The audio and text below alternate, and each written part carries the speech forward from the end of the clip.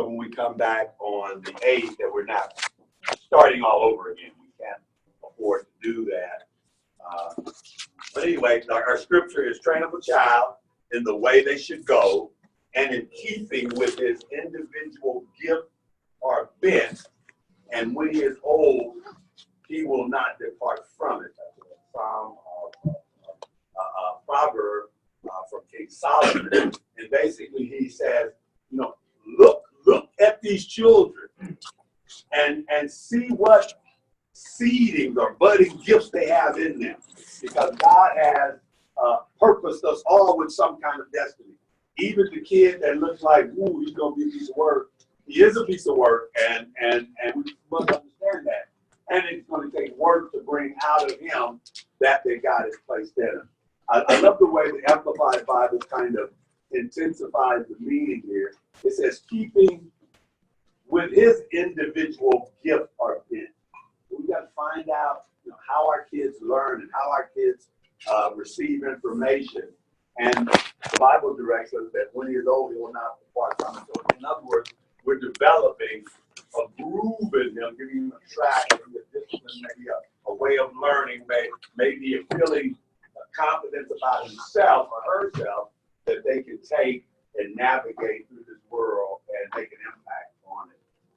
We have been developing some teams and assignments. I'd like to again welcome Mr. Dio Salcido. He's here today. He tells me he's here on behalf of his wife Sherry. He just popped in. He needs to be at another meeting, so I'm so glad he's here. I've been kind of in my mind trying to woo him here anyway, because what he does fits perfectly with what we're doing with his sports performance company and his psychology background, and he's an educator. So I might just draft him for some portion, but I appreciate you being here. These are some of the assignments that we put together already. Last week, Dr. Judy White, she came and she broke down just kind of three themes that we should look. She called them what did she call them? Samples of. Does anybody remember? But anyway, there were three themes that we must to consider taking a look at.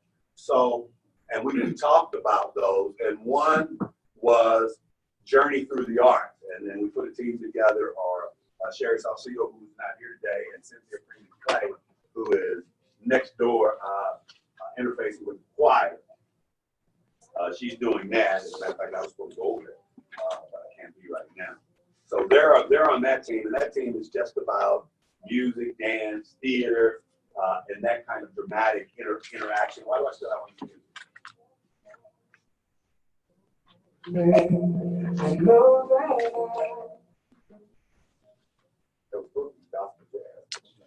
Your sample defining term. Thank you, Joy. Thank you. I didn't have much.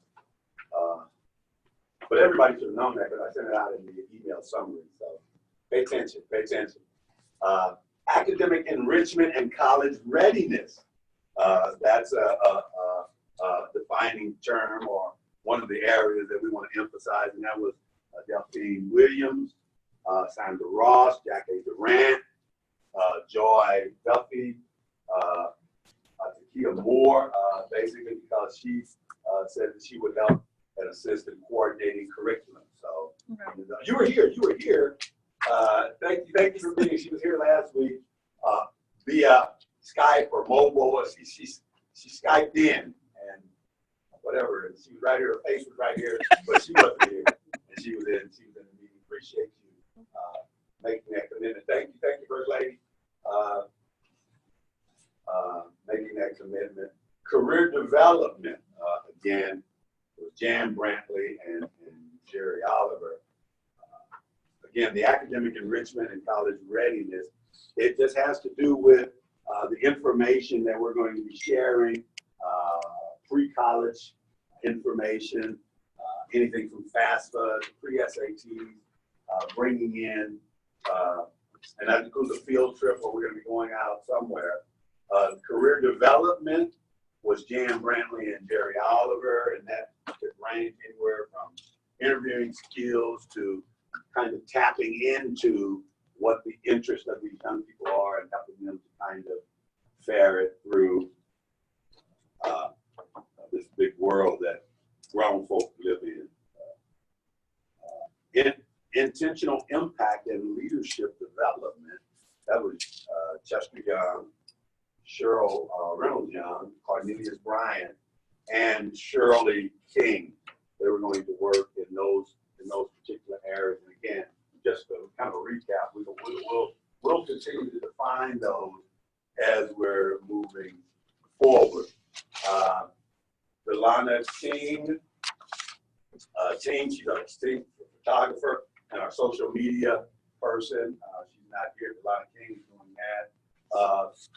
She also talked to me and told me to I was going to say Delphine also volunteered for that. You did? Okay, well, I don't want to miss a volunteer. Thank you, Dan. Let me write that down. Delphine also volunteered to help to do the social media. Is that what it is? Yes.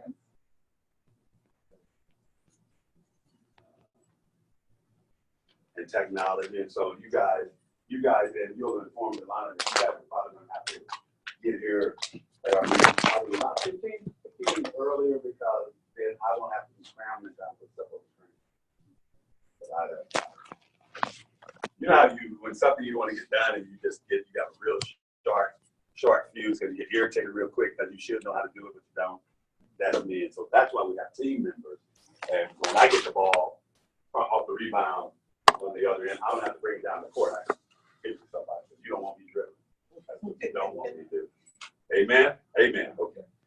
Designing we have already determined that our kids are going to wear uniforms of sorts, and that's going to be a t-shirt, and Takiya and Carolyn Radcliffe agreed to design this crest, and so they're in the process of designing. You guys might want to get with Delana too, because she has began to craft out something that looks pretty cute, you know. So, but we want your Delta influence also. Mary, go ahead. There's I put up here press copies of press that Takiya had put together. Okay, great. You put it up here? Did I see it? Yes, I put it up there. Oh, ahead of the game. I like it. Okay. And see, that's why I need the social media people kind of get here early, and the technology folks. What they'll do, you'll send this as you did to Mary, and Mary will send it to you guys, or however we do it, and it'll be up on the screen. That's what you guys will do. And I won't do that. Say, repeat after me. He won't do that. He won't do that. Be perfectly clear on that. So that's in progress. Also, again, summary meeting and minutes.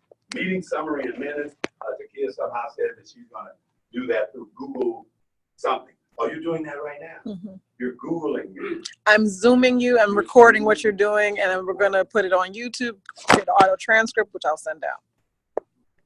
Can I edit it first? Yes. You know, I like to see. They're going to see me visually. They're going to look and see and hear me. Yes. That's why I have the camera pointed at you and not at me. I should know what was going on there.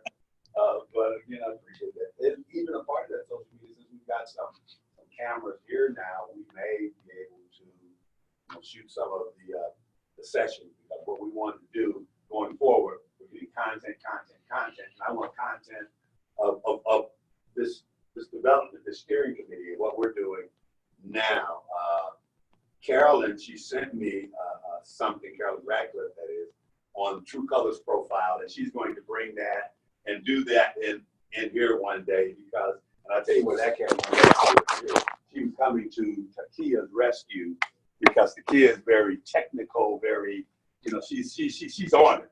She's on it. I mean, I wouldn't want to do this without her, because she's like that. I'm more, hey, creative, let's go. And Takiya and I were going back and forth. Because, well, we've got to learn how to respect everybody's differences. And they're deltas, and they got this delta pledge thing going. So she's protecting her girl, you know. And so she decided she's going to bring in the true colors, the profile, and tell us what our psychological makeups are, so we can understand you. Basically. I'll be able to understand you because your personality is not like everybody else. And so that's what she did. She's going to come in and just as a team building, she's going to show us all of our, I don't even sound like her true colors. She's going to show everybody's true colors up in here. And so that's what's going to go on. Dr. White, again, the team intercessor. She's not here, but we can still pray without her. Amen. And the entire team was responsible for beginning to think about the vision statement and the mission statement. And our assignment was, yes, I'm sorry. No. Yeah. I was just going to say that Dr. White, our intercessor, prays that we get 3 weeks of curriculum done before we leave here today. Praise the Lord. Amen. Tell her I appreciate it. She's a guiding, that invisible hand behind this, even though she's not here, she's been just invaluable in mentoring and helping to help us develop our leadership and stay focused. And so tell her I said thank you wherever she is. And again, she did send in a note to let us know that she wasn't going to be here. And I would appreciate it if you know you're not going to be here. And again, there are times when you won't be. If you can just shoot an email to Mary so that we can, make sure that, or there's some information that we were waiting on from you because you're not going to be here. That does not mean you're not accountable for the information. Let me say that again. Because you're not going to be here, that does not mean you're not accountable for at least making sure the information, especially if you're on a team, make sure the information is here. Remember when I was at, all of you guys are doing college work, I hated group work. Because invariably somebody was going to drop the ball on their portion of the assignment and they expect the rest of the group to cover them, to cover them. And I just didn't like that. But for us, we're different because we're doing this for our young people. And so even if you're not here and if you're on a team, please just be responsible to communicate with that team. And if there's a portion of research or something that you're supposed to do, that's why we have all this technology. You can, as a matter of fact, you don't even have to be here. You can have Skype, voice in, whatever you need to do. So make sure we do that. So the entire team is responsible for thinking about a vision, or at the very least, reading over those that have been submitted and beginning to say, oh, I like this one, or what about this one? And so that's what we're going to do right now, is we're going to review our vision statement, and we're going to talk about it, and we're going to try to, hone in on the vision statement and the mission statement that we're going to ultimately use. Just to give you the whole genesis or the origin of this, why we're all in this room. I was at an educators meeting, a stakeholders meeting here in the conference, here in the Inland Empire. And in the group that I was in, I was in the group with several educators and administrators. And we were looking at as a matter of fact, we were talking about the challenges in minority communities as far as education, and some of the numbers and giving the statistics, and they were kind of lower than anybody would want them to be, but improving. And someone out of frustration said in that meeting, in our group, well, you can lead a horse to water, but you can't make him drink. Kind of a retreating, kind of give up. And all of a sudden then it came up in my spirit, but if you create thirst, just like marketing, just like Madison Avenue, they create thirst. They cause you to think you want something or need something, and that's how fashions and trends are created. They create a desire for this thing. I don't want to wear anything the Kardashians develop, but a lot of our young people will, because they create an image and they draw them towards that. And so we want to create a desire for learning, a desire for success, a desire for the things that will uncover their individual bents and the giftings on the inside of them. And so that's, and God placed that in my heart, and I began to ponder on it. I said, that's what I'm going to do. And so we created what we call the Thirst Institute and Create Thirst Academy. And that's why we're here in this room, just because of what I believe God has given me as an assignment for our young people. And that's what we are. Mr. Saucedo. Yeah, I'm just curious real quick, at that meeting, why do you think there isn't a thirst? In those communities? I don't know if the statistics show that there isn't a thirst, but it definitely shows that improvement needs to be had. And so in order for that improvement to happen on both sides of the ledger, I mean, the educators have to obviously look and develop ways, but on the student side, if we can create an atmosphere where they want this, they see this, and it may come from a different perspective than we traditionally see. That's what I believe we're going to be able to accomplish with what we're doing here. We're going to create thirst because we're going to come and we're going to be enthusiastic. We're going to share information in our rotation. We're going to bring presenters in. We're going to open up. A lot of you, I don't know how your school and how your career has gone, but in my experience, there have been people in my life that have opened up areas and created thirst in my life for something that I wasn't necessarily aware of or didn't have the confidence to do. And they opened that up and caused me to pursue knowledge in that particular area and begin to learn. I mean, right in this room, I'll pick it on this guy. I remember I was talking to you about we were talking about education. You should go back to school and get your da-da-da-da. Well, man, get out of here with that. And I'm done with school. I'm done with school. He said, no, you need that. And I started thinking about it, and he planted a seed, and he created it, and then I went on, and now I'm in a doctoral program that I really don't know why I'm in it, and I belabor it every time. But he planted a seed that made me think, but one thing he didn't do, he didn't got me with one side. I still resent that to this day. But did I ask? No, I thought that you would mention it. But he helped to create a thirst in me. That's what I'm saying. So that's that. A long answer to your short question. You know how the mind of a child works. The Bible tells us unless we come and we have that faith and that imagination like a child, we can't even experience kingdom. So that's what we're going to do. Yes, Joy. To possibly help answer Theo's question of why they don't is because a lot of kids are told that they can't.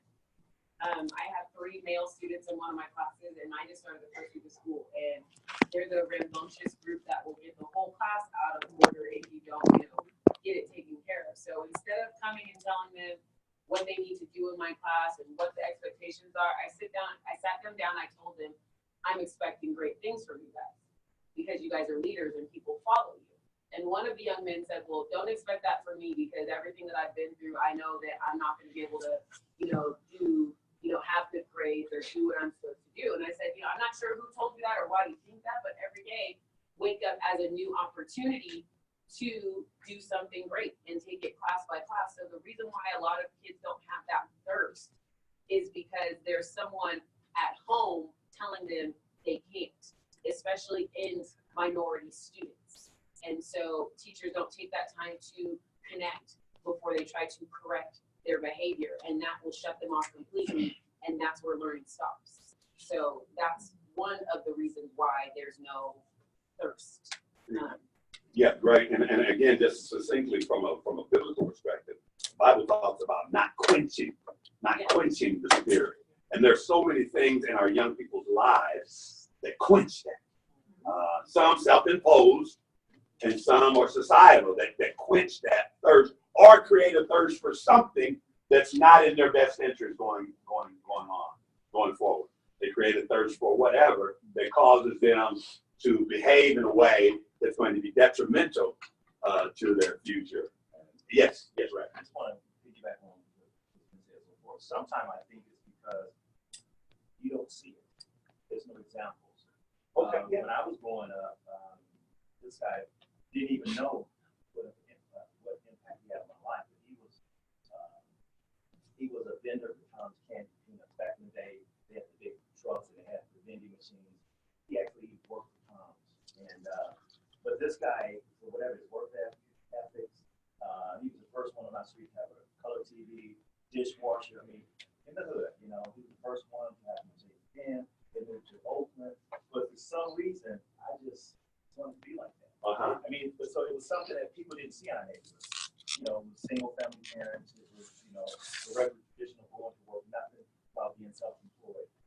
I think a lot of times, just the first will be there if they see something. They see a model. If they see something different, and he didn't come and say, "Hey, I'm showing you how to do this," but something inside of me wanted to do that.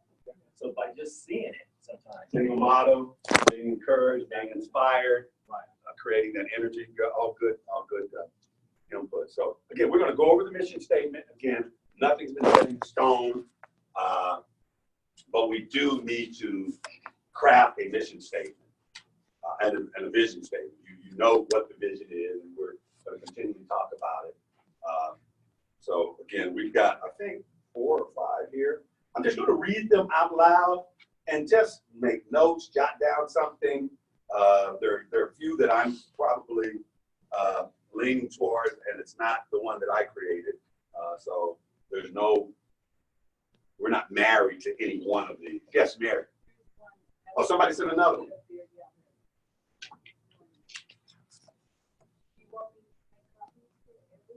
You know, yeah, you can just make copies of this one. Oh, you have it back there already, and I'll read it. Let me read. We have the ones that we have here already. Our vision as a community is to inspire a passion for learning. At Create Thirst Institution, students will achieve personal success in their learning and become responsible and productive. Again, the mission statement. The Create Thirst Institution will provide students with access to well-informed academic educators who will assist them as they explore, develop, and implement realistic educational goals and plans. Now, one of the things we want it to be as succinct and to the point as we possibly can get it. Long mission statements sometimes you want to catch them right in the beginning. So that's one. And again, circle words, take notes, whatever you need to do. Vision statement: to awaken and inspire the potential greatness in our youth by building self-esteem through mentoring, providing educational championing through classes, and cultural enrichment through exposure of the arts. Mission statement: a BEAT program: build, educate, expose, and prepare. Again, the difference between a vision is what we want to be in the future. Mission statement is what we're doing right now to do that. Well, vision is what we're to become. You know, Facebook's vision to connect the whole world.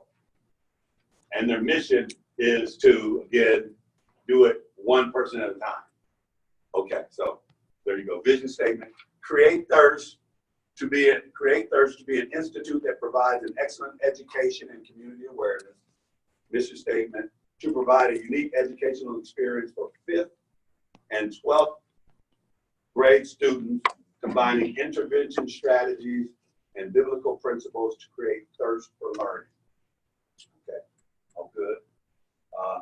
Create a holistic learning environment that incites, ignites, and releases God's gift in our children. Building success mentalities in students through academic encouragement, life skills training, developing positive self-regard and awareness. So again, and the last one that we received just recently, and thank you for your input. I tried to figure out who people are from their email tag, but you can't figure them out from their email tag. I'm trying to figure out who Purple One Coupon is. I don't want to know really.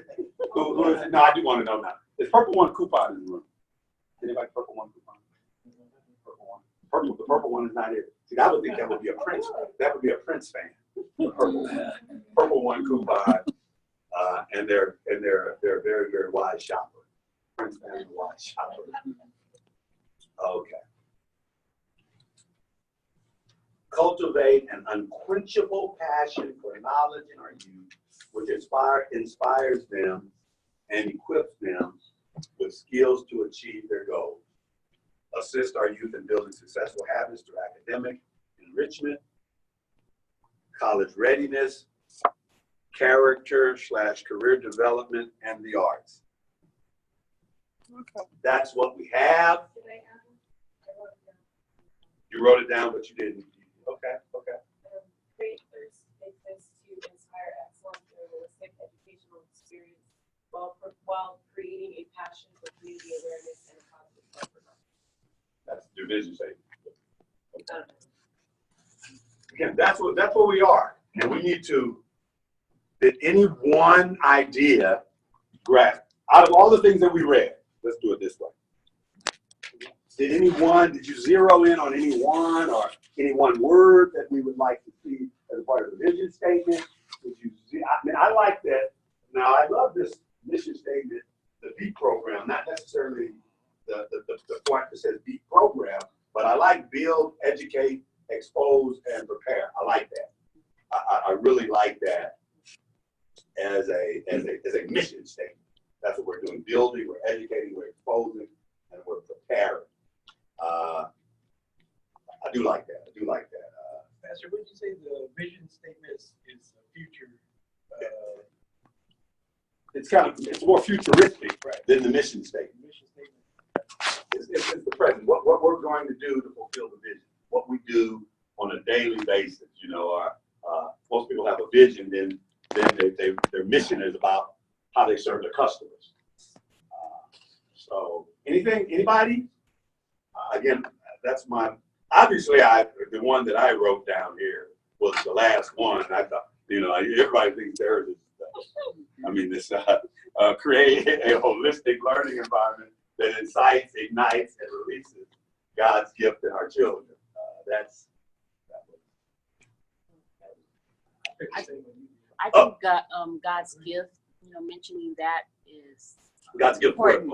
It said the one that you're saying, create a holistic learning environment that ignites and releases God's gift in our children. I think that makes a good statement. Yeah, but again, then there's this one here, again, since we're looking to provide a unique educational experience. Okay, the vision was, let me get the vision part of this first. The vision was to be an institute that provides excellent education and community awareness. That was the vision part of it.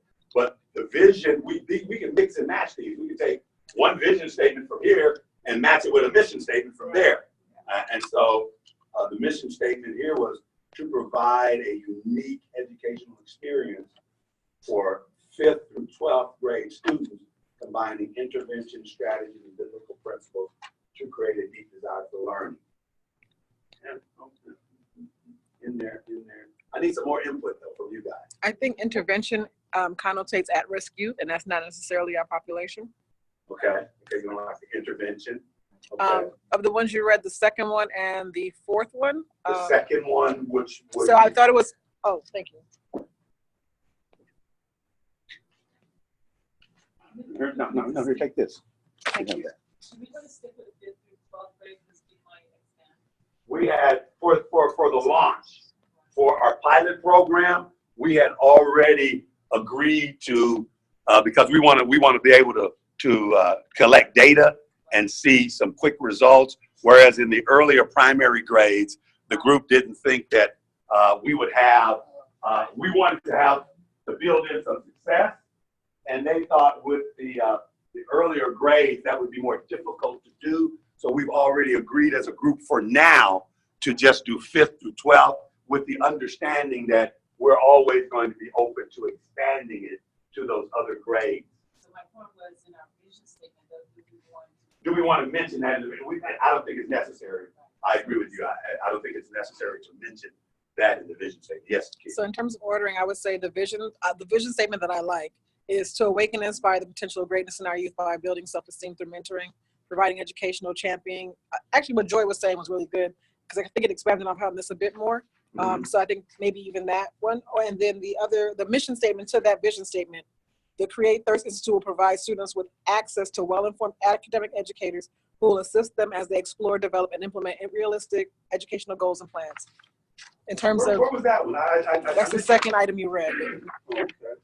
So I think if you match that mission with that vision, I think we're closer to what you guys have been saying. Okay, and again, so It's, yeah, it's so noted. Anybody else? I like for the mission statement. I like the short, memorable, Mhm. easy, something easy that people can remember. Build, educate, expose, prepare. Simple to remember. Students will remember it. Parents can remember it. I just think marketing-wise, what's memorable, things that are shorter, memorable, and easy to recite goes well. And I also like for vision, I like the word inspire. I like potential. There's certain words that I really like. And Joy, I can't remember what yours was, but I like it. I think there's some mixing that can be done. So I don't know if we've come, other than Dio and I don't know if we've come on any two people. I mean, I like the build, educate, expose, and prepare. Is that how it goes? See, I already remember that. Yeah. I already remember that. It's a motto. What did you say? that's Takiya? different, huh? What did you say? A motto. Takiya? I said that's a motto. That's Motto. different. Okay. That's good. What does that mean? That's a motto. It's a motto. Like we should put it on the t-shirts. It should be on the branding. It should be the thing that's Okay. being repeated, but it's not the guiding foundation. Like Okay. a mission statement should be measurable. Okay. Okay. You can also put the words in the press, like motto, like inspire, create, prepare. You know, when you do the press, you can also put it in the inside the press. So are there gonna be some outcomes tied to either the vision or the mission statement? Yes. So then I like the short, but the words are interesting to me. So how do you tie an outcome to inspire? Some of those other words, say some of the more awaken, inspire, those are great words. How do you tie an outcome to that? I don't know. It's mine. So I think you can tie an outcome to inspire. If a child who wouldn't necessarily go on to college or do certain things, and they do out of this program, if we see an increase in these students going on to college, making certain career choices, those are outcomes. So we've inspired them to go further than they would have gone initially. Yeah, I guess. Like, you can inspire, say if you have a student who has a fork in the center, okay? And they're coming to create Thirst Academy, and we are able to see that we talked about, make sure you guys are in class on time, make sure, you're doing what you're supposed to do, and we see from before when they were at Create Thirst Academy to after, we've inspired attendance or better attendance. So that's tying A measurable. a measurable outcome to what we're saying inspire, or when we're using the words, passion. Some students, they've all of a sudden have a passion for math when they didn't think that they could do well in math. But those are the things that we put in front of them. So things like that, that's what I guess we're trying to say with in putting those nice words to outcomes. Excuse me, Cynthia, you. Go ahead, come do that. Yeah, I'm coming over. Don't leave. I'm coming over there in a minute. Just enjoy. I think for them. You guys just about done. Yeah, go in and just let them know that I think it was Brother Wayne over there. Is he in? Oh, I thought he was in the car today. Just let them know that They're here and we're here. you're here, and Cynthia has stepped in and stepped up to provide some leadership, and Pastor would be over there. But since you have my DNA, you're trying to, share. Don't mess this up, Joy. No, and here, let me give you guys some other insight. Because wording is important. The words are going to be very, very important now. I told you guys I'm in this doctoral program, and the class that I'm in now is the grant writing class, and I'm really, really excited about it. I am more excited. I didn't realize that all these people had all this money that they could. I did not know that because I got this list, and I mean, there's some people that they give away this money. But again, as reading through these grant processes, words are extremely important. And again, as Dio was saying, as everybody's saying, they're tied to measurables and outcomes. And so what I'm going to do to satisfy these class requirements, I'm actually going to write a grant for this program. That's my assignment. As a matter of fact, my previous class was program development. And that's where this project logic model came from, that class, which I got an A in, by the way. Oh. Thank you very much. Do I need to say anything? I would love to start writing grants for this program. And so what we do here, I mean, it has this legacy impact, because I would love for this program to be one that has legs. We have a program director. Folks who can't be, no successful program will happen just with volunteers. You're gonna have to have directors, you're gonna have to have people, you're gonna have to have resources, there's some funding involved. So I said all that to say, I agree with you guys, words are important, but when you're sending and setting up for grants, they can't just be all flowers, spice. Sure, they've got to be tied to measurables, and they have to be consistent throughout your program. So again, we're working, and what you guys are doing now is great. Can we then keep the inspirational, aspirational words in the vision statement and the concrete ones in the mission? We're gonna work to do whatever you guys are the leadership here, the steering committee. I'm married to the results, the students. And when Carolyn comes in and does her blue versus red, you know, little pop psychology thing that I don't deal with now because I'm like, hey. But anyway, when she comes in, we're going to see that I'm like this creative guy. But I need you guys to come in and say, hey, but, and that's okay. I'm not married to anything but the excitement for the kids and the results. So this upfront, this stuff here, nobody's going to get their feelings hurt because we change a word here or there. But at the end of the day, because I am this creative and again, it's going to have obviously my fingerprint on it somewhere. It's going to have a nice sound to it. Whatever we do, it's going to have a flow to it, because at the end of the day, here's where the salesmanship comes in. We got to sell. At the end of the day, we got to sell it. So in the spirit of selling it, Dr. White was saying the measurables would be we talked about evaluating grades, attendance, and behavior. So those should be reflected in our mission. And she also added the knowledge of careers, attitude, and persistence measures. So that should also be reflected either in our mission statement or in our objectives or goals for the organization. Okay, great. Why do I feel like Dr. White's not here, but like Jesus is like watching me? Okay, she's like, thank you for chiming in. And so, again, we're not going to spend all of our time on this, but we're narrowing it down. I would love to have this mission statement part satisfied, I don't know, sometime in September. I mean, we're going to still be doing the work, but what we're going to publicize, you're making that look. See, she talks. See, what is it when you have body language that's very, very clear and distinct? What is that, Carolyn? Let me get this from Carolyn. What is that when your body language is really strong and you show your pleasure or displeasure? Everybody can see it. What is that? What are you? Are you blue, yellow, red, pink? She's structured, and she's also she don't have a poker face, she's though. also perceptual. Is that what it is? She doesn't have a poker face. She has. Oh no, they don't. She got eyes. She's like. They mean what they say. They're like, this is what I want. This is how I want. But that don't make them right. It Say doesn't that. make them No. right. Oh, thank you. Hallelujah. This is what they're concrete. They're concrete. Okay. Very good. But anyway, what were you saying with your eyes, Takiya?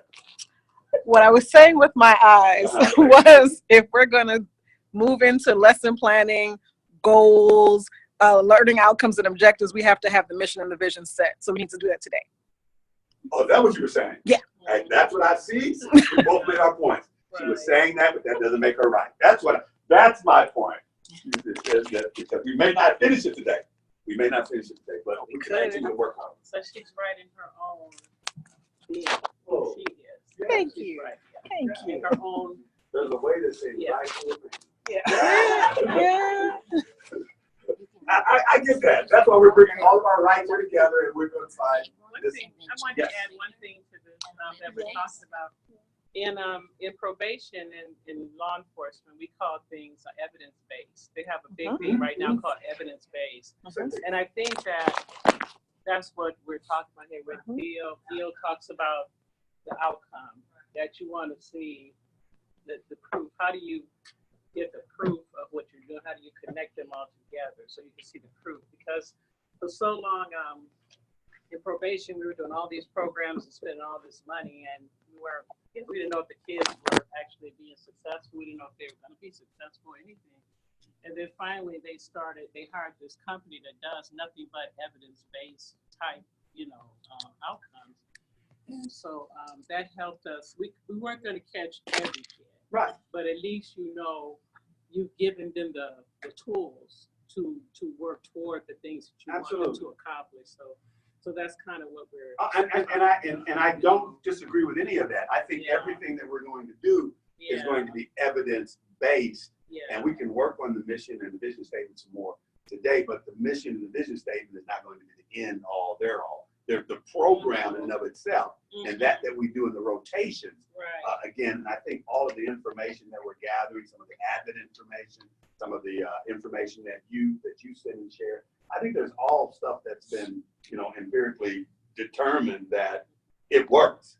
And what we're doing is something that's not being done right now in our community. So again, it'll evolve, it'll grow. And so, I agree with you guys. So let's work on this a little more. If we can craft one today, great. If we don't, I still want to look at some of the other things. And so let's get back to what we like. Yes. I was thinking where it says to provide a unique educational experience, maybe that's really our vision. Maybe our vision is providing a unique educational experience, finding intervention strategies and biblical principles. Someone said they didn't like that word intervention. But a lot of the funders like intervention. Yes, they do. A lot of the funders, I'm looking at the funders and they like intervention. They like where you're going to come in and their money is going to make a difference. They like that word for whatever reason. But in the first meeting, you talked about not treating our children who aren't A and B students and aspiring and performing in the ways of the measures of society has given us as the measures, not giving them a negative interaction instead of doing. I agree with that. So if we label them as But I mean, every strategy is an intervention. Yeah. I want to make a point. Make a point. It's not intervention in a bad sense, but it'd be good too, because the district had started a program called Middle College, and they were attracting students at risk. And I had my daughter that wanted to participate, and I said, well, you're not at risk student, it's not wrong with you. But her learning ability was, really up there, and she was so eager to learn. She was so advanced where she was until they couldn't offer her, a lot. So she decided, we put her in the college program, the high school college program, and she went right over there to the Marina Valley College. And when she finished up, she really excelled. She finished up with her AA and high school very nice education. So she was able to get there what she needed and not drop out at the high school level because they couldn't hold her attention. So it could be good. Yeah, and I think it's semantics here because everybody that's born has some risk. It depends on the risk. A kid in the suburbs, their risk is a little different than the kid that's in an urban area, possibly.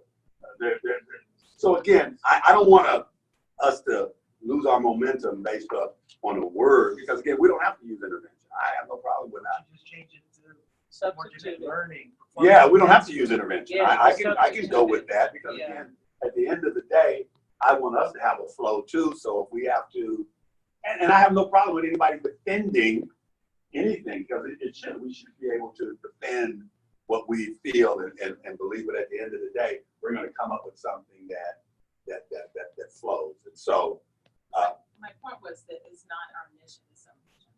yeah, that portion there, you say that's more. Okay, now let me, since Jan was, so quick to defend her, let me defend mine as a vision. I said, and again, help me. I'm not married to it. It won't hurt my feelings if it's actually words. At the end of the day, I want the result.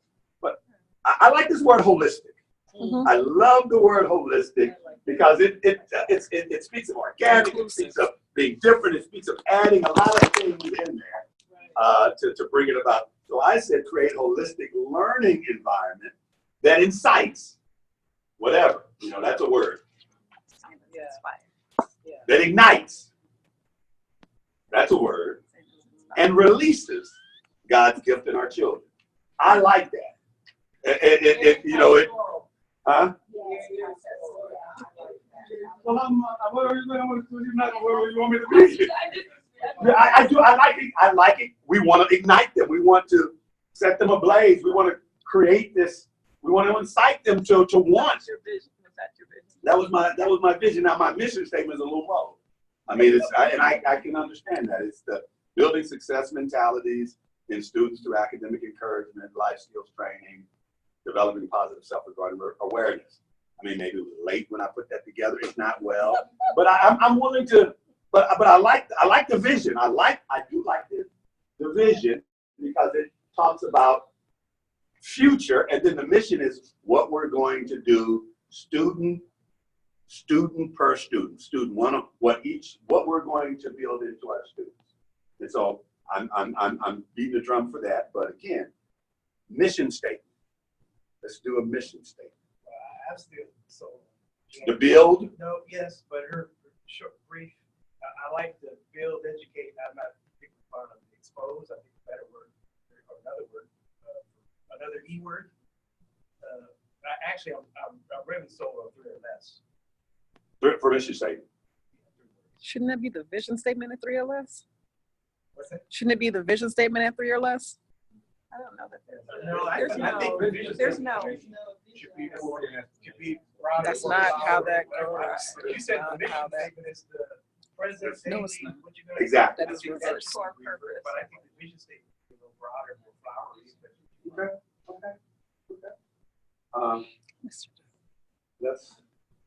Let's talk about the.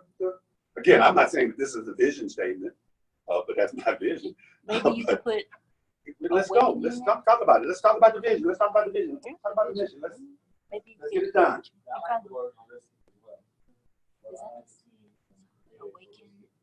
What are we working? No, Okay, so holistic is the can whole we pick person. one?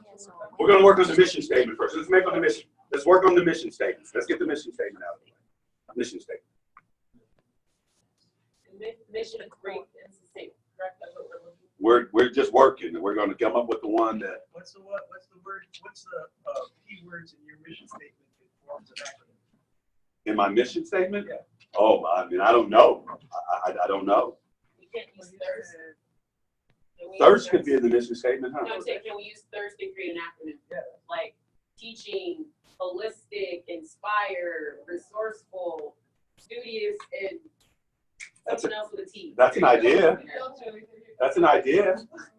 That's an idea. So you can use create. Wait a minute. Whoa. We got a nod over here. We got a nod from the Delta. Wait a minute. We are floating. So we got a nod. We got a. All right. We got a nod over here. I like that. We got a nod. And that's probably because the name starts with a T. We got a nod from I like that. I like that idea. That would encompass the create thirst. So you were talking about holistic with the H, not holistic. No, it's a holistic. Yeah, I didn't know. Is that a word with a W? What does that mean? Holistic with a W. Holy, that's holy. Is it That's humanistic? different, yeah. I didn't know holistic with a W was a word. I haven't gone that far in school yet. Holistic. Yeah. Research that. It's not a Just Google it. Yeah. I already had a good authority to that. Not a word. You got to make that.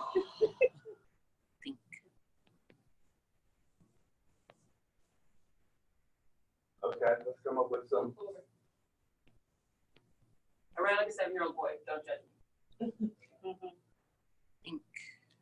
What was your other suggestion? I said teaching, holistic, inspire, resourceful, studious, didn't get the last T. Talent. Think, Oh, think. Teaching, think, think. I like Thinkers, tenacious. Tenacious, I like that. yeah, that's good. You think it's too long? How about it saying a whole phrase? Like in the military, we use acronyms and they say a whole phrase, like making sure it flows. Like That's you were fine. saying. No, that's what I'm saying. So Yeah. we can create thirst. Yeah. You know, so teaching holistically to, because 2 doesn't count in the acronym, to inspire resourcefulness, success, and tenacity. Perfect. I don't know about boom, but I'm just saying. I'm with you. Boom. I'm saying so it says something. You asked for it to say something, so that's why I would say creating As an this to introductory this. hour. And it's, I'm just. Yeah. it's This is educational. just the word that. It's educational. For now. Yeah, For it's educational. We'll create teaching, create, I said something, create. Or, well, train, he says train, maybe. Train, teach, Think, Inspire, yeah. training. How about innovative? Innovative is good too. So what is innovative? Good. Inspire. Again, I would agree with inspire on the.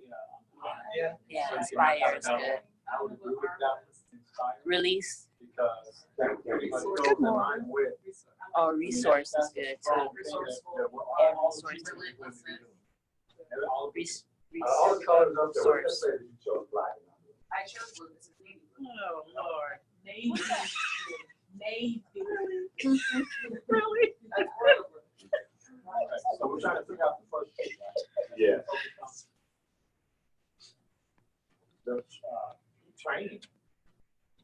Think. I mean, your script is train up a child in the way And I to go. really teach. So you're teaching them I training. don't think. What, okay, so if I, Teaching and training. Pretty much.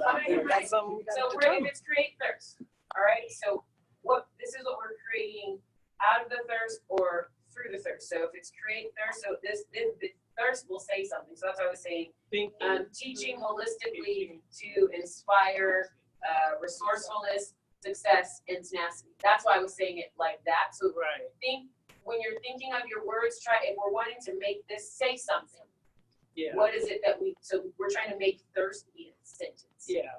at the same time Right. as the acronym. Thoughtful, holistic, Okay. inspired, resourceful. Resourceful. That's We want to keep resourceful. Okay. And these can all, resourcefulness, inspiring, holistically, those can all have different, whatever those things are. Now, while she's doing that, again, we're thinking we're going to create that as an acronym. As we're creating that as an acronym, which is fine, it can be on our letterhead, it can be on our website. I still think it might be possibly not the mission statement, but it's still, I think the mission statement still should be bam, short, hit. Is that the mission or the vision? Actually, that's probably going to wind up being the vision. I think that's going to be too long for the mission. I think it's too long. But here's my thought. First. Create thirst is what we're called and it is our mission. So that's why it can be Right. one and the same, because create thirst is the mission. That is what we're going to do. So now we're saying how we're doing it. That should be. Yeah, That's what you're I'm right. saying. She's right. And I'm just wondering if that's going to be too long for a mission statement. Not if If it's you're what we're not- gonna actually yeah, do. not- Not if we do it like this. Not if we do it like this, it's not too long. Let's finish this out. It's not too long because choices did the same thing. They had the same thing. Choices is just about as long as what she's got there. And that was choices mission statement. So they did the same thing. So it's not, I don't consider it. I'm not feeling tenacity. Well. Yeah. But just Because you have to, yeah, you have to think about what tenacity is. So- If you're resourcefulness, however, success. Teaching or training. So what are T words? Training, Training of 2 wins probably doesn't, it's already up there now. teaching, I'm holistic, teaching. teaching, holistic, fire, Maybe inspirational instead of inspired. or incite or ignites, Yeah. insight. Holistic. Inspires, just words, it's not flowing. Right. So you wanted to say something like a sentence. So creating teaching or teachable, holistic, inspirational, resourceful, successful tracks, but it, like a word. Yeah, just words. Singing that. Thinkers. Thinkers. Yeah. Oh, that's great. Yeah, How that's good. about, how about individuals? Teaching holistic individuals to be resourceful, successful. Yeah. Uh-huh. Individuals, It's one sentence. It's Yeah. one sentence. Yeah. You said it's not wrong. You can wordsmith it to flow. Teaching holistic individuals to be resourceful. Yeah, that's good. It's a 7-word sentence. 7-word sentence. Be successful. We're gonna That's create it, thirst yeah. by teaching, Holistic by individuals. teaching holistically or by teaching. Holistic individuals. Maybe Just you leave need it. some, There's gonna be other H words. I know we want. No, holistic is good. That Maybe is it's the good. teaching that right we're there. stumbling on. yeah, once you write it out in a You can say, paragraph, we then create you can thirst see. by Teaching holistic holistically individual. to inspire or by teaching holistically individuals or to inspire resourcefulness, success, and positive thinking. You can throw another word. Don't worry about it. I think resourcefulness is too long. Okay, I'm well, not- I resourceful is just there. I have another word. Resolve. Resolve. All right, Resolve. reaching. Resolve, How about relent, reaching? Resolve. No, not relent. Not doing resolve. Resolve. Reaching. We're just throwing out. Yeah. Yeah. You throw it out till it sticks. Reaching. Yep. To Reaching. Okay, reach. Reach. Okay. Reach. I'm looking at it as a Reaching. grant, as a grant, a person that reviewed grant. Okay, yeah. So this,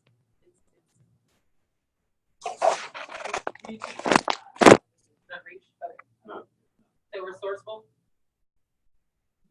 that gets it. Resourceful? That gets me, when I'm reviewing it and I wanna give you money, I'm looking at, what are you doing for your students? Okay. That's what I'm looking, what are you doing for your students? You're teaching holistic, you're inspiring, resourceful. Successful is just so monotonous. Okay, so another word other than success. What are you doing for your students? What grabs me? What are you doing for your students? You're telling me in your mission statement, what are you doing for your students? Okay. So everybody uses successful. Okay, so not successful. Holistic is good. So And that's what we're you're good here. Teaching is We good. wanna keep inspired, we wanna keep resourceful. I don't know if we want to keep resourceful. I'm not following. I don't say, well, I know what it says. I was just like, get that. I know, but Yeah. Because resourcefulness, because the reason why I feel resourceful is a good word, because if students, they need to know that if this that's company. another word for resourceful, though. Yeah. What it are. It's the Because word. what it does, it doesn't flow. That's all I'm saying. It's just teaching. It's the longest word too. No, it's just resourceful, not resourcefulness. You cross that out. It's because if you have to, it's. Oh, I like readiness. I like readiness. What about readiness? Military. Ready. I mean, we're just throwing words out, right? Readiness. I mean, it sounds better than to me. Readiness. I like this. Scholars. Yeah. Like scholars. But if you use scholars, you can't use things. Correct. What does it say now? We're just throwing out. We had student as an S. Inspire resourceful student. Yeah, better than the scholars, because again, they may not all be scholars. I don't think we're trying to go. That's, No, they are that's scholars. true. No, they all are scholars. So in the education world, we're coming away from the word of students. And when they come into the classroom, we welcome them as scholars. Is that what you're doing? Yeah.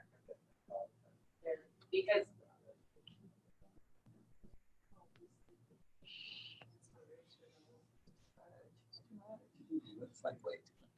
Do you guys want me to read some nonprofit mission statements? Sure.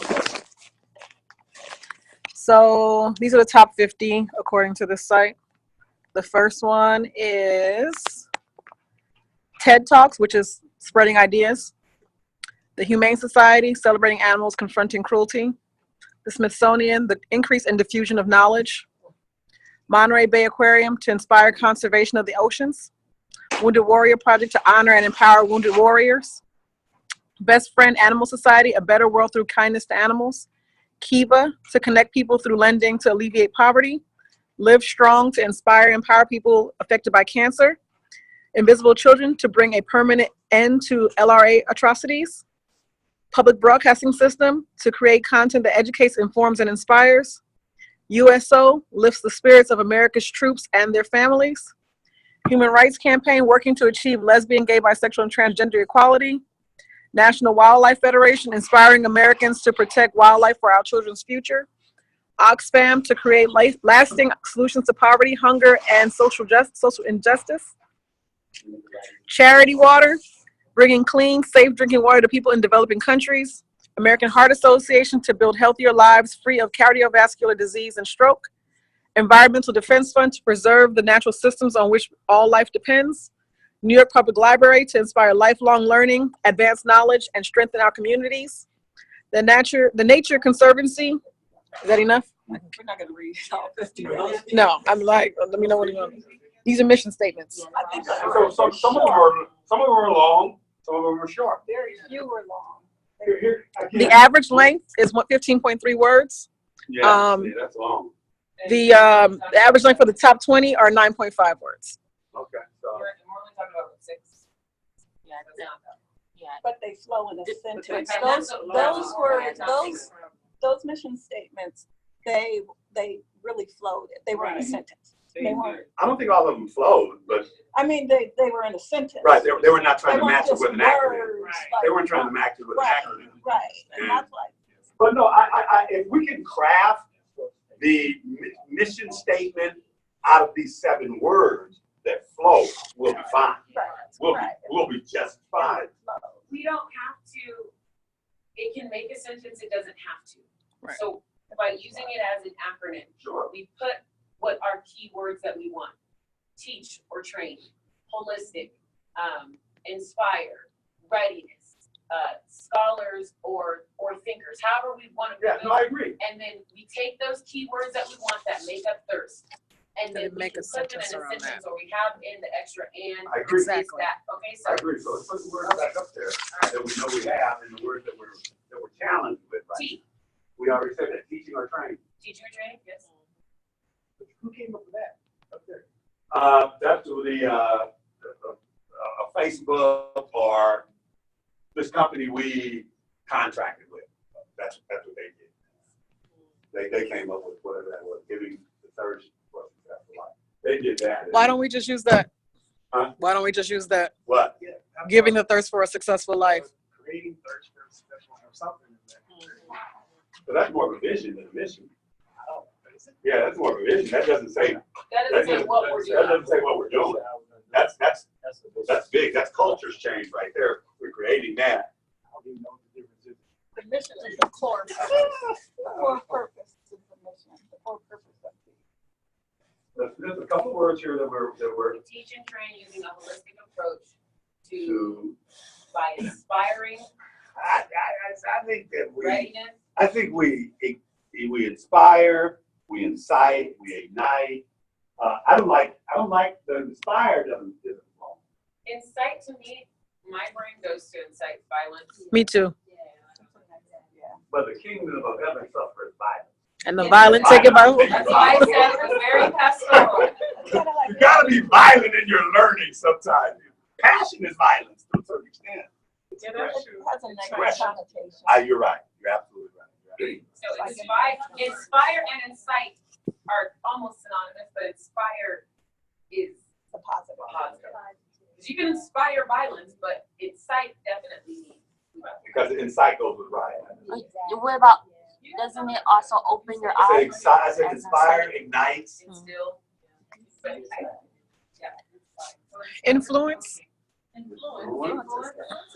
Yeah, influence is good too. No. To me, that's bad.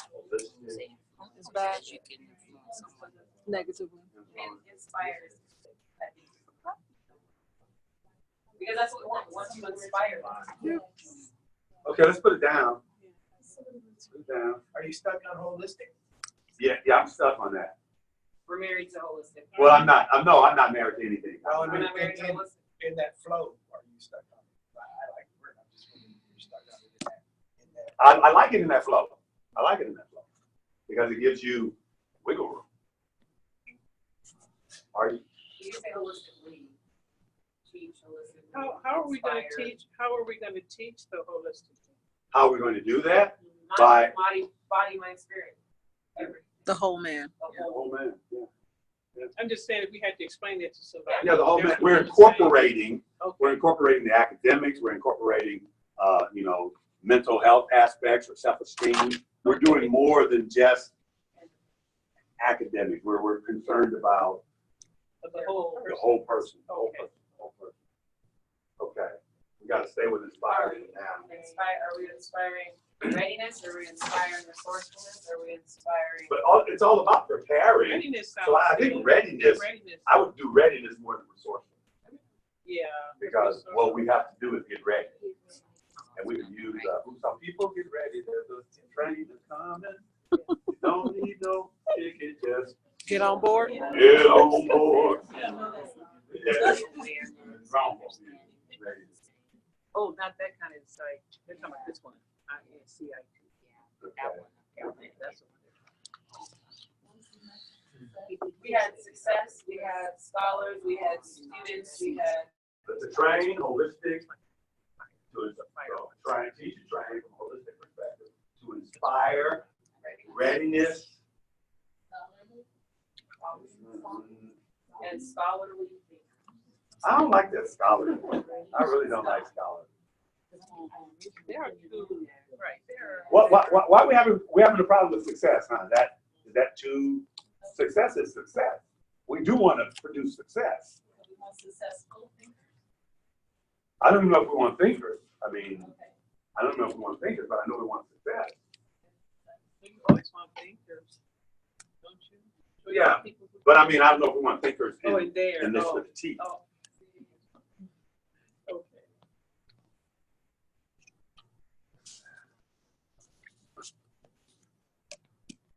Yeah. No. We're just saying, we're doing all of this. What's another together. T? Another Triumphant. T.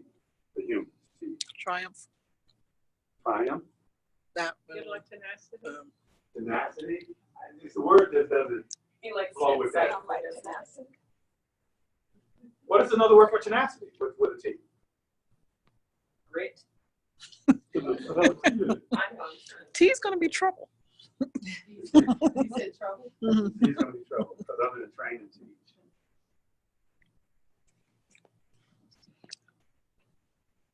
T. What we need for a T? We need a T. Do we have synonyms for tenacity? Holistic, fire, They don't start with readiness, T's. Positive or They don't start with T's. positive T word.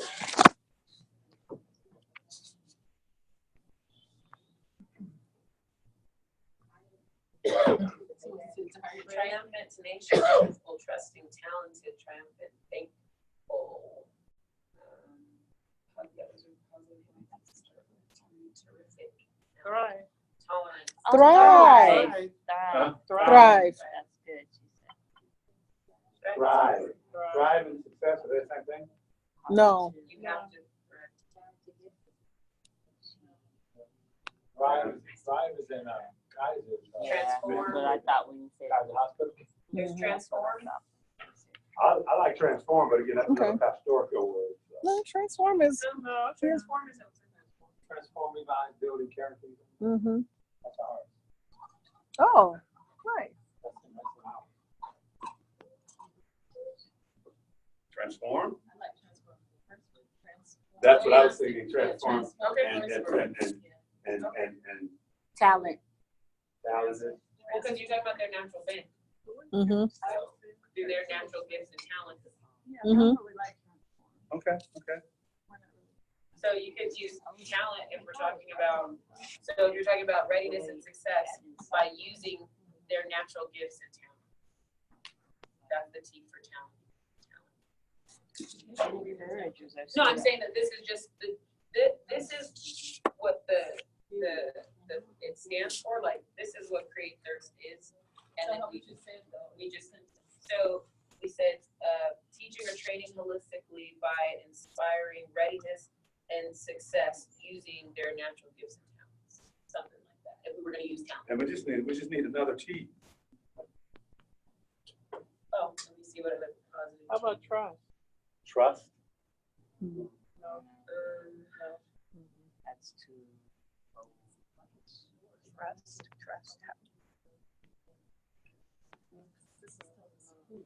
Yeah, yeah. Successful thinkers. I guess we might wind up being at thinkers again. I mean, that's not.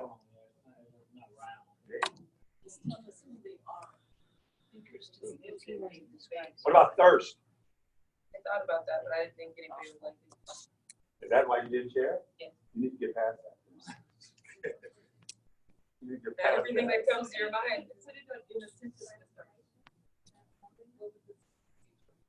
Teaching holistic teaching. It's desiring success with a thirst for knowledge.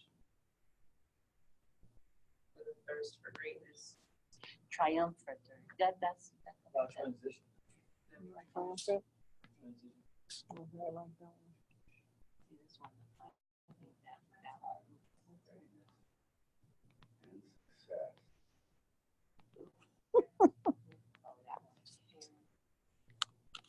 Yeah, all that word, we would need one more T.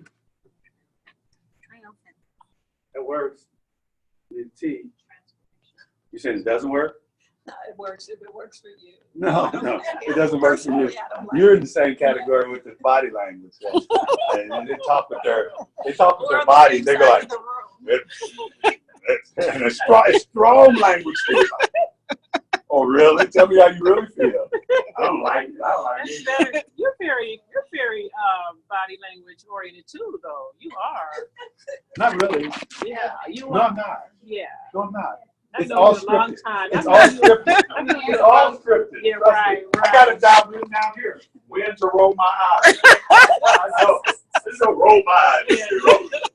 It's right here. You look. You have And I got who to roll my eyes at. you look. You don't move your body as much, but you just look at people and they know. Okay, no, that's not good. Let's get to the last T, guys. T. Transform or transformation? Transform the I like transformation. transformation. That is like that. Okay. Okay, we can.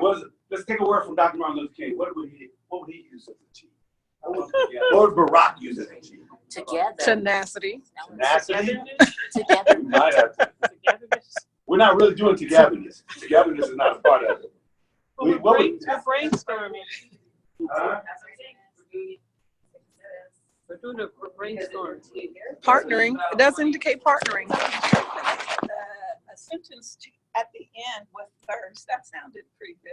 Oh, now you like What was it. Now you like it. No, I don't, but Okay. if we don't go with it, I gotta like it. So, Joy, what sentence was that you just threw out there with thirst in the end? What about truth? If somebody said truth, and I said no. Yes. Truth. Yes, you said Truth is that's a Martin Luther King word. it. It's Yeah. Martin Luther King. Truth. But justice. Can you get a T out of justice? For all. No, you cannot get a T out of justice. What's an inspirational word with a T? Triumph. Huh? I said triumph. Triumph. You guys already shot that down. Triumph. T. Think of a song. Any song. Huh? With a T. I'm trying to get some inspiration. Huh? You know what? What jumped in there? We're not getting much inspiration. We're not getting much inspiration from down there. You said together, okay. What you say, Jessica? They said no. T. They said no. Huh?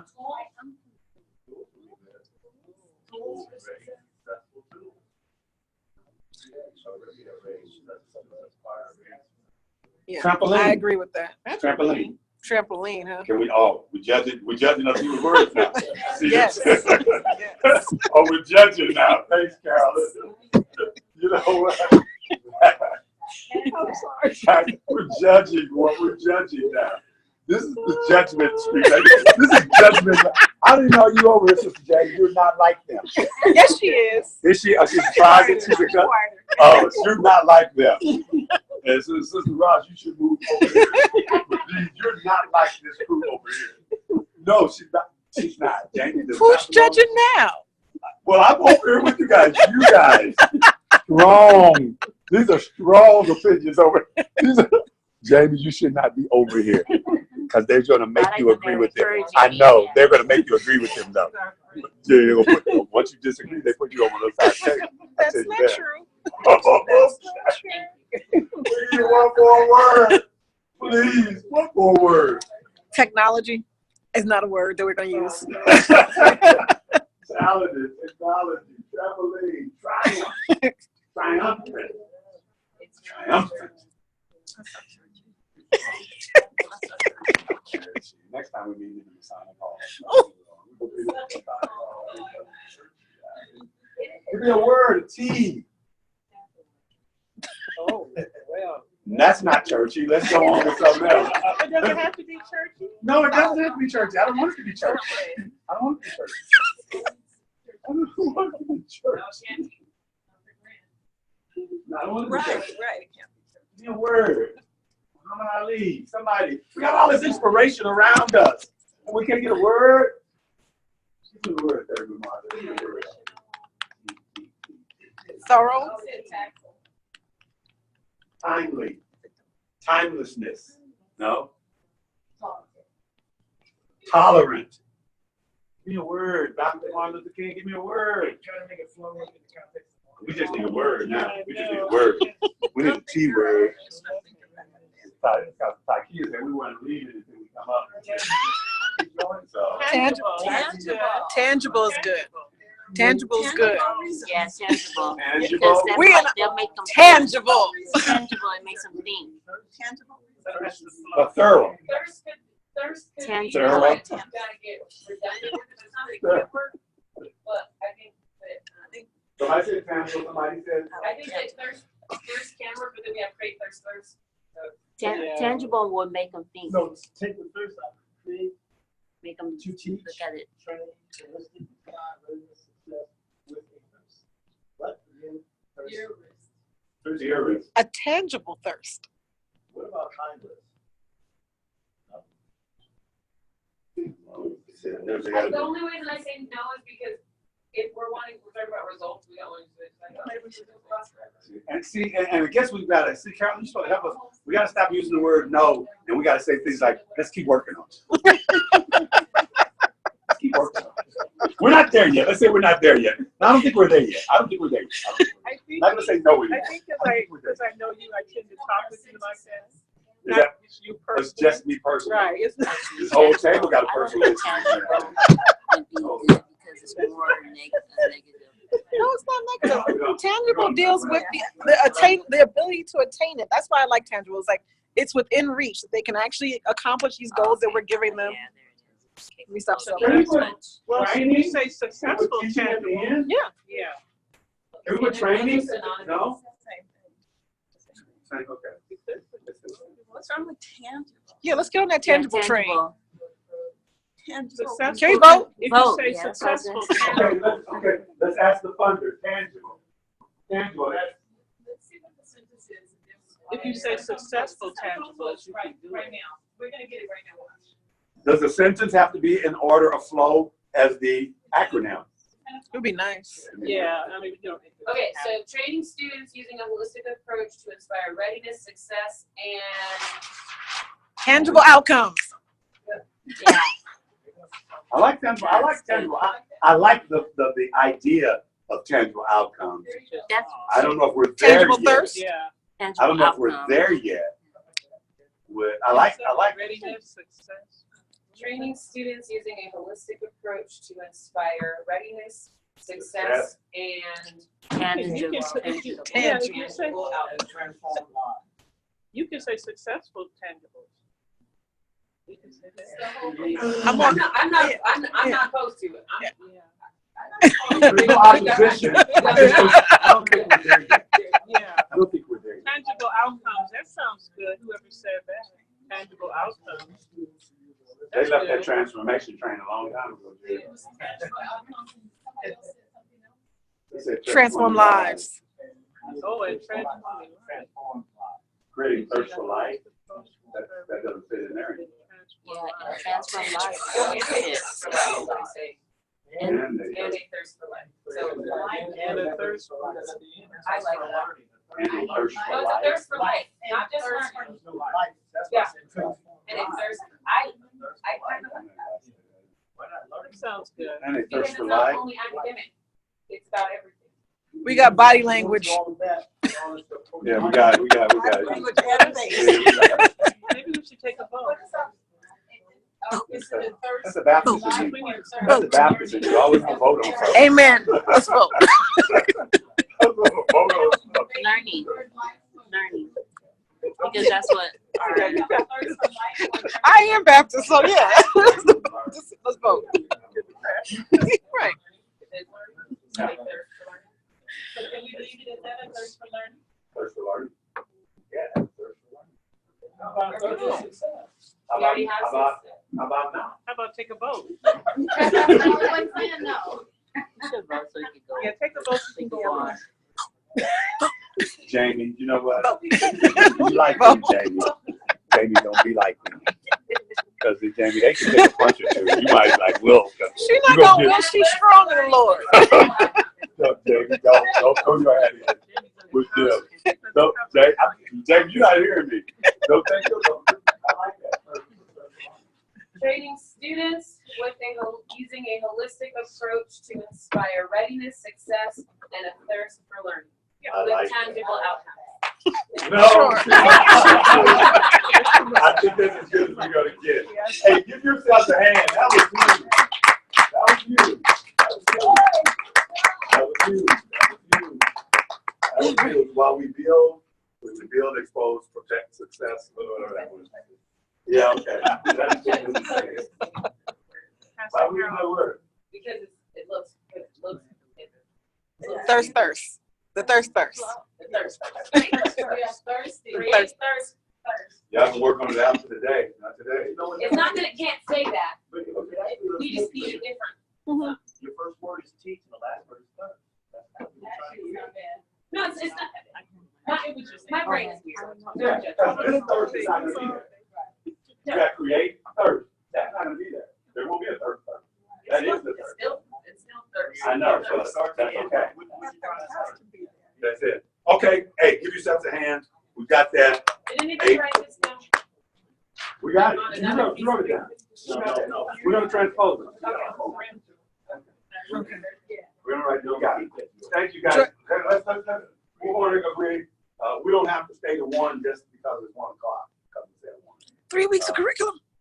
Yes, we're gonna work with this, get it done. We're gonna work, we'll be here, hopefully we'll be done by 1 o'clock. I see you from the side. Okay, good. Praise the Lord. Is Judy still there? Dr. She's White? not here. She sent me text messages. Okay.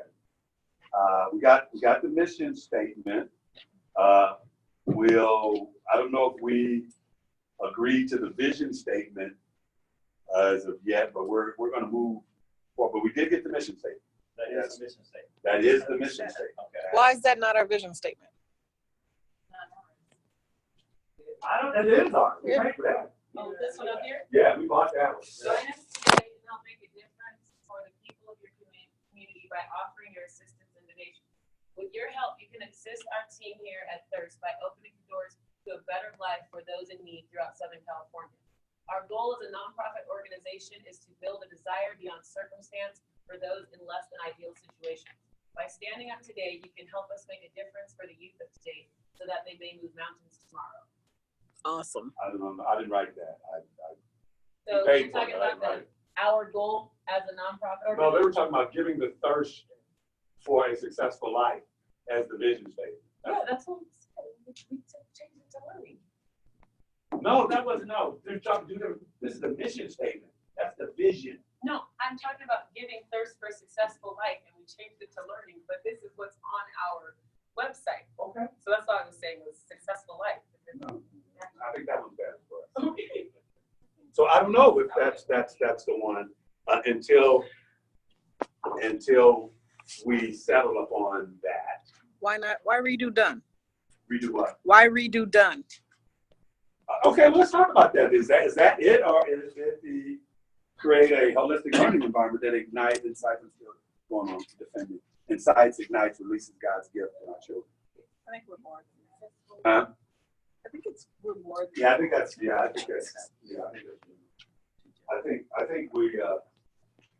I think we're creating an environment that incites, ignites, and releases God's gift to our children. I think that's the vision. Yeah. Didn't we say we have to be careful with using God? Yeah. Oh, yeah. Take Even at my job. releases the gifts in our children. The innate? Releases the gifts, talents. Okay, it doesn't have to be this one, but we're working with it. So since we got to finish this, let's finish it. All right, so now we're on vision. We're on vision. We're on vision. I agree. Right. Let's do that. I agree. Woo! We're just Oh, gonna take God out of it. that's good. Do we have to take God out of it? Yeah. For funding? First take funding.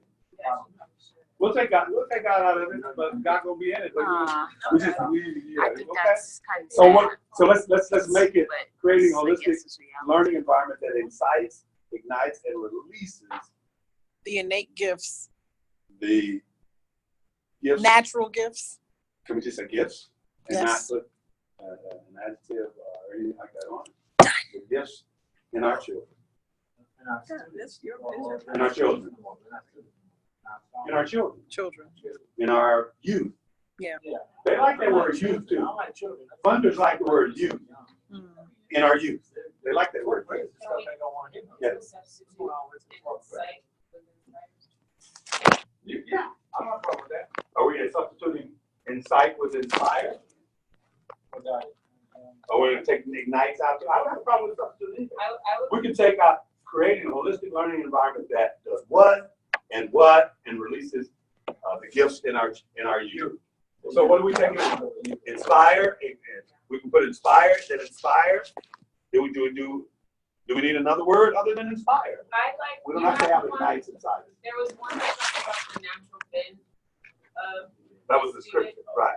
So that's it. So if we can put that in there, that we're here to inspire and, for what the student, who they are, to bring out. We already said that in release gifts in our children. That's already In our youth. in our youth. Okay. But so- what are we going to say?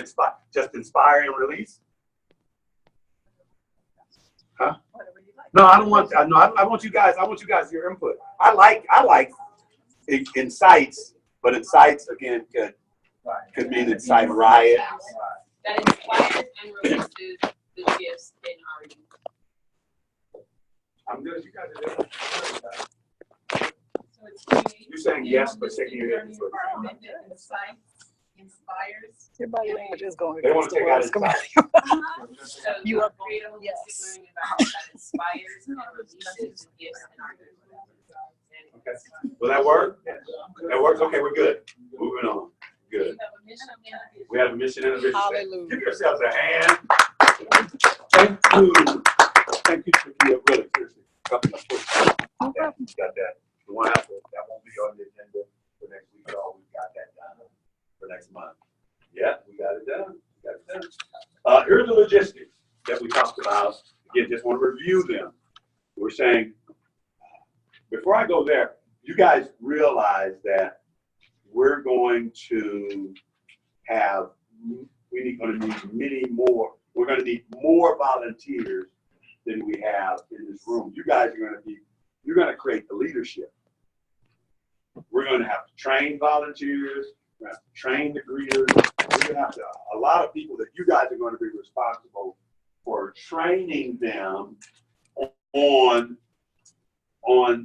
just making sure this chicken tastes the same everywhere. The attitude, what we're going to be doing with the kids, and what we're going to call these volunteers. And so, but here's the logistics so far. 8:30 breakfast. 8:30 breakfast. 8:30 breakfast. Then after breakfast, again, we're going to gather in the village, which means everybody's coming together.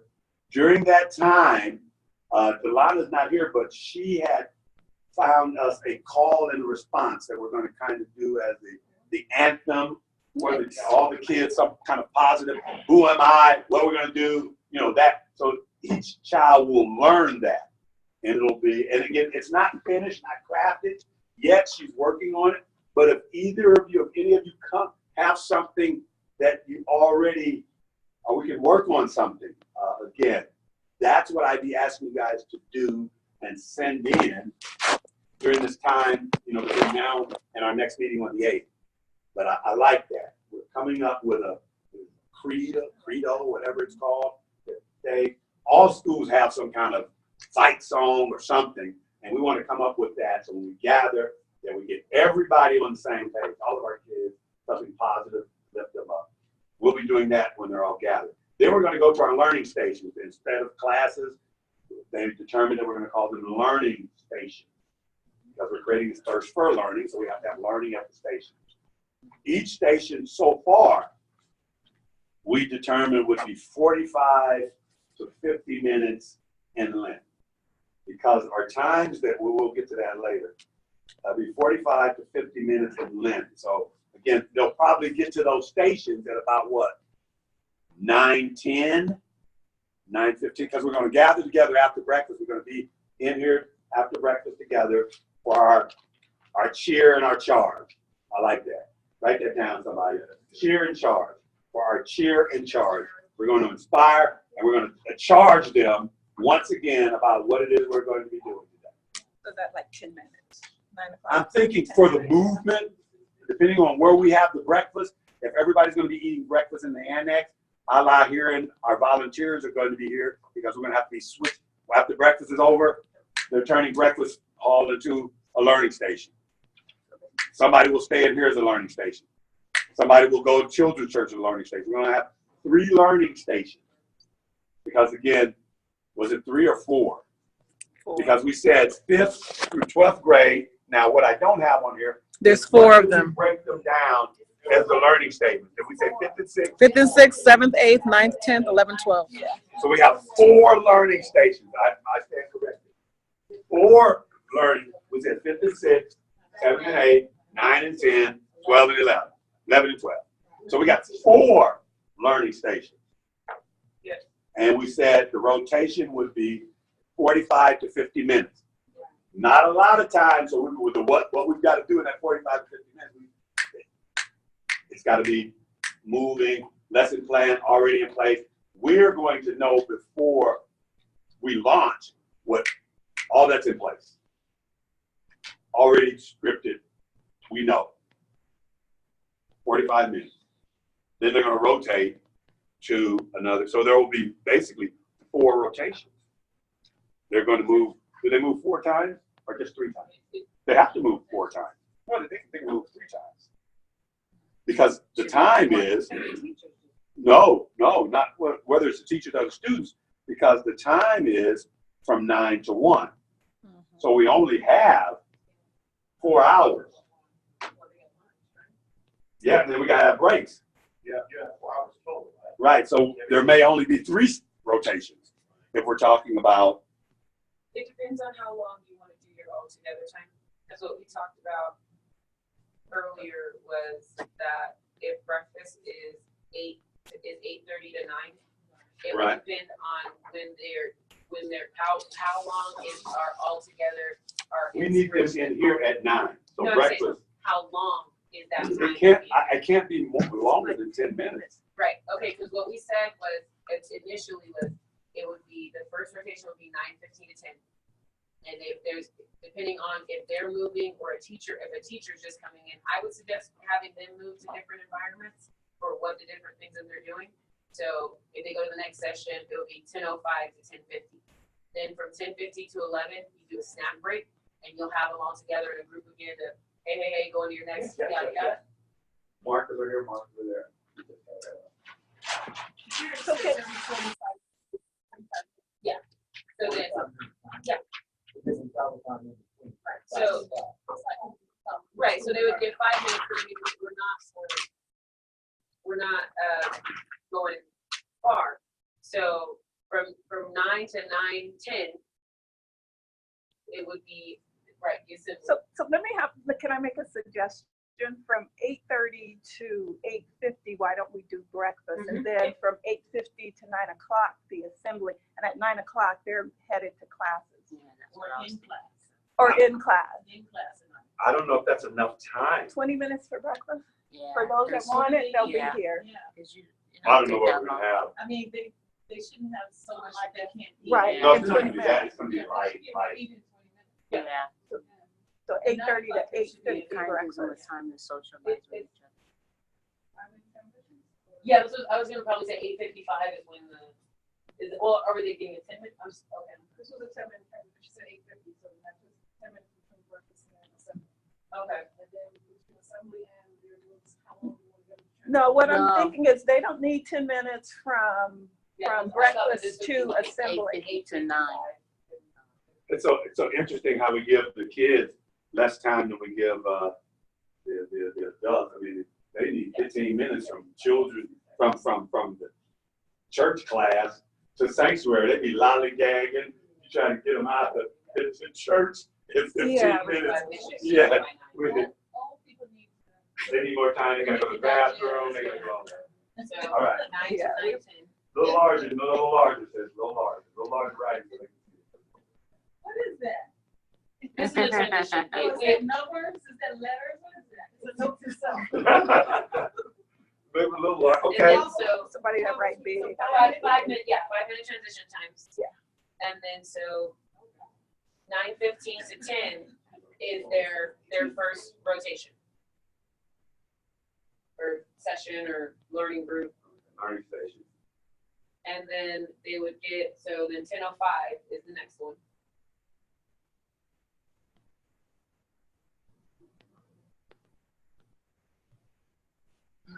Right, because you You're right, can't see it's that. smaller and smaller. Yes, it is. Yeah. It's the It's just transition. a transition, it's just passing period. Yeah. 10:05 to 10:50 is their session 2. See this?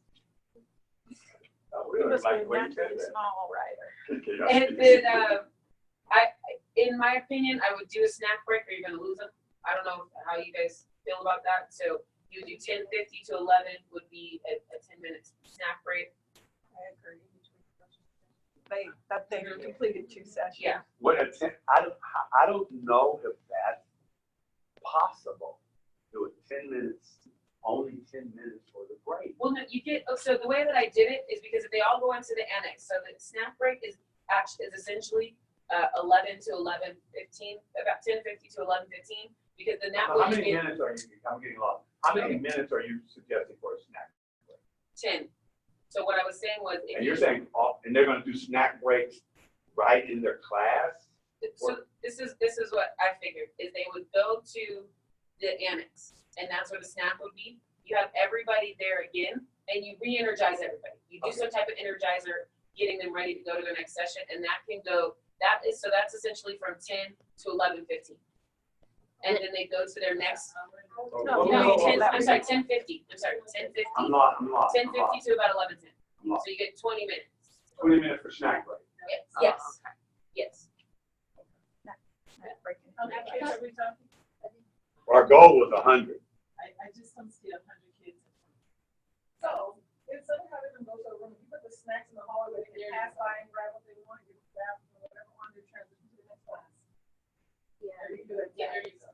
and they still get their break to stretch their legs, say hey to their friend real quick, and then go.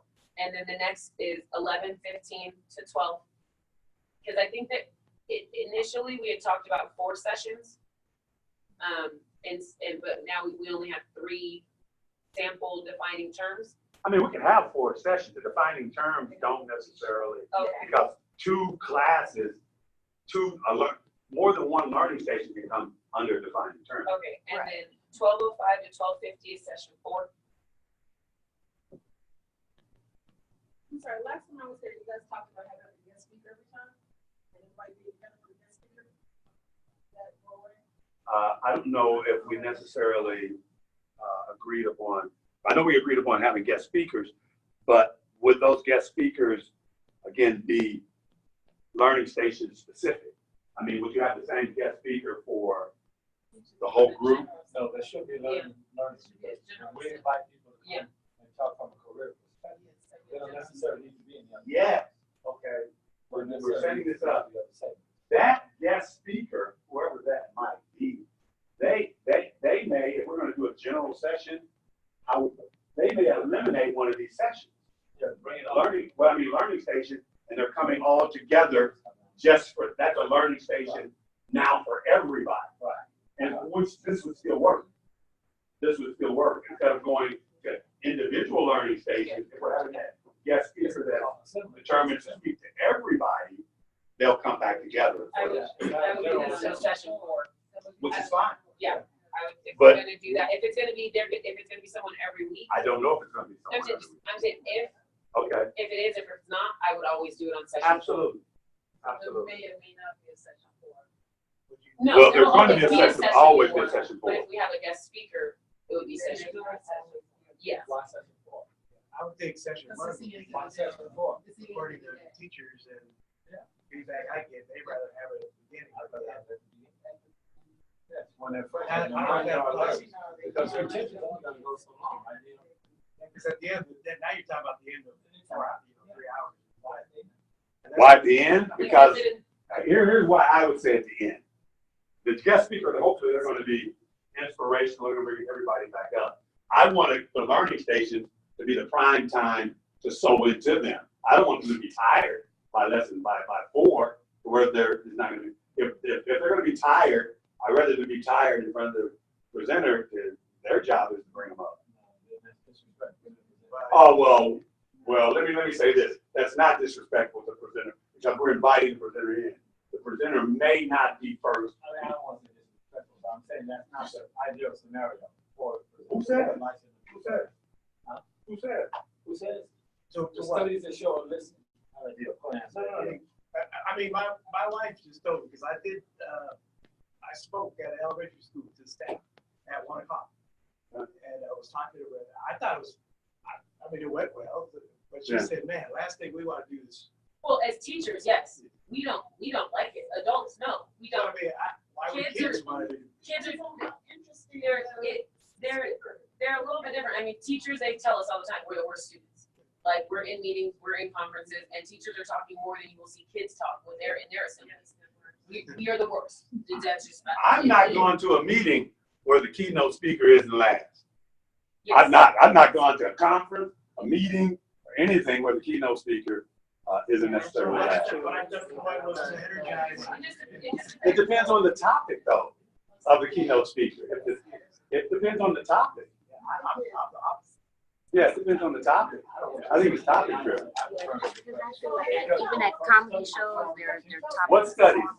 The student listening studies have shown that at the end of the day, the attention span is short. We're only doing 4 hours. They're eating. We only have them before and we're moving. I agree with Jerry. Yeah. I agree with him. I agree. Yeah, I'm not disagreeing. I'm just not buying it right now. Okay, let's talk about this.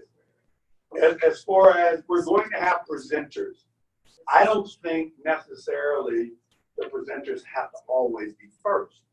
But if there is information that shows that the speaker always has to be first, we need to talk about that. But maybe No, I- time schedule of the speaker. So they may be available for the day that you want them. It might be early morning. The afternoon might be there. We don't know what their schedules are gonna be. You know, they might say, they might need to come in at the second session. But see, then I've heard other studies, stick with me here. I've heard other studies that says that kids, their minds don't engage until after 12. That's why they're cutting out some of the A period classes, because for the first 2 hours, the way they're setting up their classes is that kids don't engage. We're bringing kids to school too early. The kids aren't really ready to learn until 12 o'clock, 11 o'clock. I mean, that's another study. So I don't think, first of all, I don't think it's disrespectful to the speaker. But And I don't know if the result or the return on equity, if you would take a financial term, I don't know if it makes that big of a difference. But if there's information, because again, the last thing that I heard from an educational perspective is kids aren't ready to go that early. They're like, we're getting them okay by the time maybe after lunch, maybe, I don't know. But one thing, and then I know that Takiya has a really good point as well, is the reason why I agree that there should be last is because whoever we're bringing in is hyping those kids up for the rest of their week if we're doing this during the school year, or they're coming in and they're getting them amped up for the next Saturday that they're coming in, or whatever day we have it if we're doing it in the summer. That's what that speaker is for. We've already got our morning assembly where we've got them coming in and we're leading that charge of, they're saying their morning affirmation or our creed or things like that. And then that guest speaker wraps up everything that we've done and puts a bow on it. So that way they can, if we're having a guest speaker, if they're not coming every week, but that's what that guest speaker's charge is to do. And when you're dealing with kids, you want to send them off with, I'm ready to come back tomorrow. And so if that's the guest speaker's job, that's our job if we're in session 4 with them to send them off with them. So exactly, to send them thirsty to come back next week. And then just from another progressive learning, just the thought process, that if we carry that thought through, then we're starting everything too early then. Everything. I mean, their first class is, they're not going to be, why are we even having a class at 9 o'clock? If they're not going to be, So again, we maintain, but I think that's kind of away from the point. I think we maintain the flexibility as a group to have that speaker speak wherever we desire them to speak. It's pretty ambitious anyway. I think you're gonna have a speaker. You got these 3 areas, right? The arts, the leadership, and whatever. Mm-hmm. I think it's pretty ambitious to have a speaker hit all those groups and be inspiring and whatever for the kids. Not every time, no. It's just one. It would be one general session where everybody comes together for that. I don't know. What if I'm an arts guy, right? So I come in and I'm a speaker. Mm-hmm. And I would talk about music. Okay. Everybody. Well, we're creating thirst. We're inspiring. Everybody's not going to be. But I like this group because I like this. And see, that's what they call that term that he used there. That's pretty ambitious. Is that what they would call passive aggressive? That you think that's too? That's pretty ambitious. Means that you got a little far. That's a little far fetched. That's a little far fetched. That's what that means. Because I would say thank you because we want to be pretty ambitious. If it's all positive like that, yeah, you're right. I think so. I want to be realistic too. Oh, see, that's what I said was passive aggressive. That's all I'm saying. I challenge you. Do it. Well, how about a speaker then? If early or late is the challenge, then why not in the middle? It doesn't matter. I'm not saying it. I'm not saying it has to be first. I'm not saying it has to be last. I was just saying that it didn't have to be first. That's what my whole point. You guys are saying that it's got to be first. And I saying agree with you. That's an early thing. Early is not necessarily better. I agree with that. Right. Why not somewhere in the middle? It could be. It depends on, again, the speaker and what we're going to have them talk about and all of this. So I think we're good. I don't think the speaker location. We're going to be fluid. We're going to be fluid. Yeah. I don't think the speaker location is an issue. And a lot of factors have to come into play. The speaker's time, their availability, what we've been taught what's on schedule for that day, yada, yada, yada. So it can be last or first. I think it's, you know, it's kind of like a homeroom thing. All the kids come together, get active, so you settling the students down, you know, get them ready for speaking, you know, depending on the class for the students that you have to tell them, look, we got a speaker coming. Now, you know how to act when we get in this assembly. Don't let me have to tell you more than one. If I raise my hand, Johnny, you come to the back. I know I teach you how to operate. And I've been to a lot of assemblies. Look, we're going to assembly. When we get there, you know, this better happen, this better happen. And all the assemblies that I've been to, kids really aren't ready to hear anybody. Have me out there talking about we giving up. What is it? How do you teach you always giving out awards at 8:30 in the morning? See, that's way too early. Kids not ready. I'm not ready. Okay, we got these 4 rotations. We got the classifications. Fifth and sixth, 7th and 8th, 9th, 10th, 11th, 12th. Those are the classes. Those are the classifications, right? We're good there? And our target date, we talked about breaks, already talked about how they're going to put together. Our target date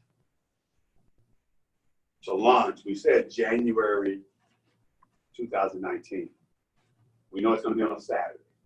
We didn't come up with a date. We haven't started talking about it. Yes. Back to logistics, just some. Okay. So let's take the 5th and 6th grade. They're going to 4 different rotations in area A. And the 7th and 8th is going to 4 different rotations, and so forth and so forth. So far now, somewhere in my mind, I don't know why I'm feeling it's only going to be 3 rotations, but right now we have it set up as we've done right there. The 4 rotations. Each group is going to move 4 times. So is that 4 different instructors? So is that 16 instructors? Or is each instructor maybe teaching multiple subjects? That's a great idea. Great thought. That's what we're doing this. Yes. So on that note, back to that 3 weeks of curriculum, what I was thinking, and what we had talked about briefly before the meeting last time was, if you have these 4 areas and each of those 4 areas has a lesson plan for that week, and then they do the varied instruction for each of the levels. So that gives you the 4 rotations through those areas. So each person has their curriculum that they're going through. So for example, if it's Journey Through the Arts, maybe my first week is talking about how to evoke presence. And so I'm going to talk about presence at an 11th, 12th grade level as differently from a 5th, 6th grade level, but it's going to be the same principles. It's just going to be variance on the instruction for those people based on that set of curriculum. So that stream is going to have that track, and it's going to go through all of the levels on the same day. So each area is going to have, for this project, 8 topical sessions that they would cover, and they would do it for the varying 4 levels, right? Right. Did you guys get that? So one main teacher for the topics that we have. You did not get that. I got it, but, so go ahead, Joy, one So main. it's one main teacher for the topics, and they will break it down for each grade level, so it'll be a little more challenging for the 11th, 12th, Right. and the 5th and 6th. It'll be different for them. Right. That is their, okay. So today, if we could set those learning objectives for at least 3 weeks for each of those topical areas, Go on, keep going. and then we can do the lesson plans based on those learning outcomes, and vary the lesson plans for each of the grade levels going forward, right? So are we doing that? Yeah. Or are we, No, what we had done, just to interject here, and I apologize in advance. The goal was that these teams would get together and they would discuss topic and curriculum or whatever their process was going to be, so that we can put it obviously on paper. And from there, they were going to determine the resources, if they're going to be handouts for the students, if they're going to be PowerPoints, what they're going to be doing in that process. For example, Sherry and Cynthia said that they would get together and they would put together this 8-week process for this arts area, whatever all that entails. And they would, again, talk about what they're going to be teaching each group, or what their overall theme would be. And then we would get the resources, the curriculum that's necessary, which Takiya will help us coordinate it, Dr. White put out a whole host of information, but it's now, during this next just time off, there's a lot of research to be done from the curriculum So perspective. Yes. as a curriculum person, what I need first is those learning objectives. So if we could get just 1 week of learning objectives for these areas, that would help me be able to start to frame out what we, what it's going to be and what it's going to look like and what we're going to need going forward. And quite frankly, I'm coming right to you, Jan. This is going to be the most challenging of everything. This is where the rubber meets the road. We could have them in learning stations, but they have to learn something in those stations, and it has to be in a progressive way. This is where the challenge comes in. Mm-hmm. Jan. No, I was just gonna say, I don't know if it's necessarily one main teacher who's going to teach all the different Right. age ranges. There could be Yeah. other teachers Right. come in, one teacher might teach. But I need one subject matter expert. Right, there has to be one person That's Point. That's the point. Right. Because as Pastor said, there's a team that will Right. put together the curriculum for Right. the various sections. I was gonna ask if you can give us an example of what an objective sounds like. Absolutely. Can I use the computer? Yeah. All right. So as long as you know how to do it, because I can't help you.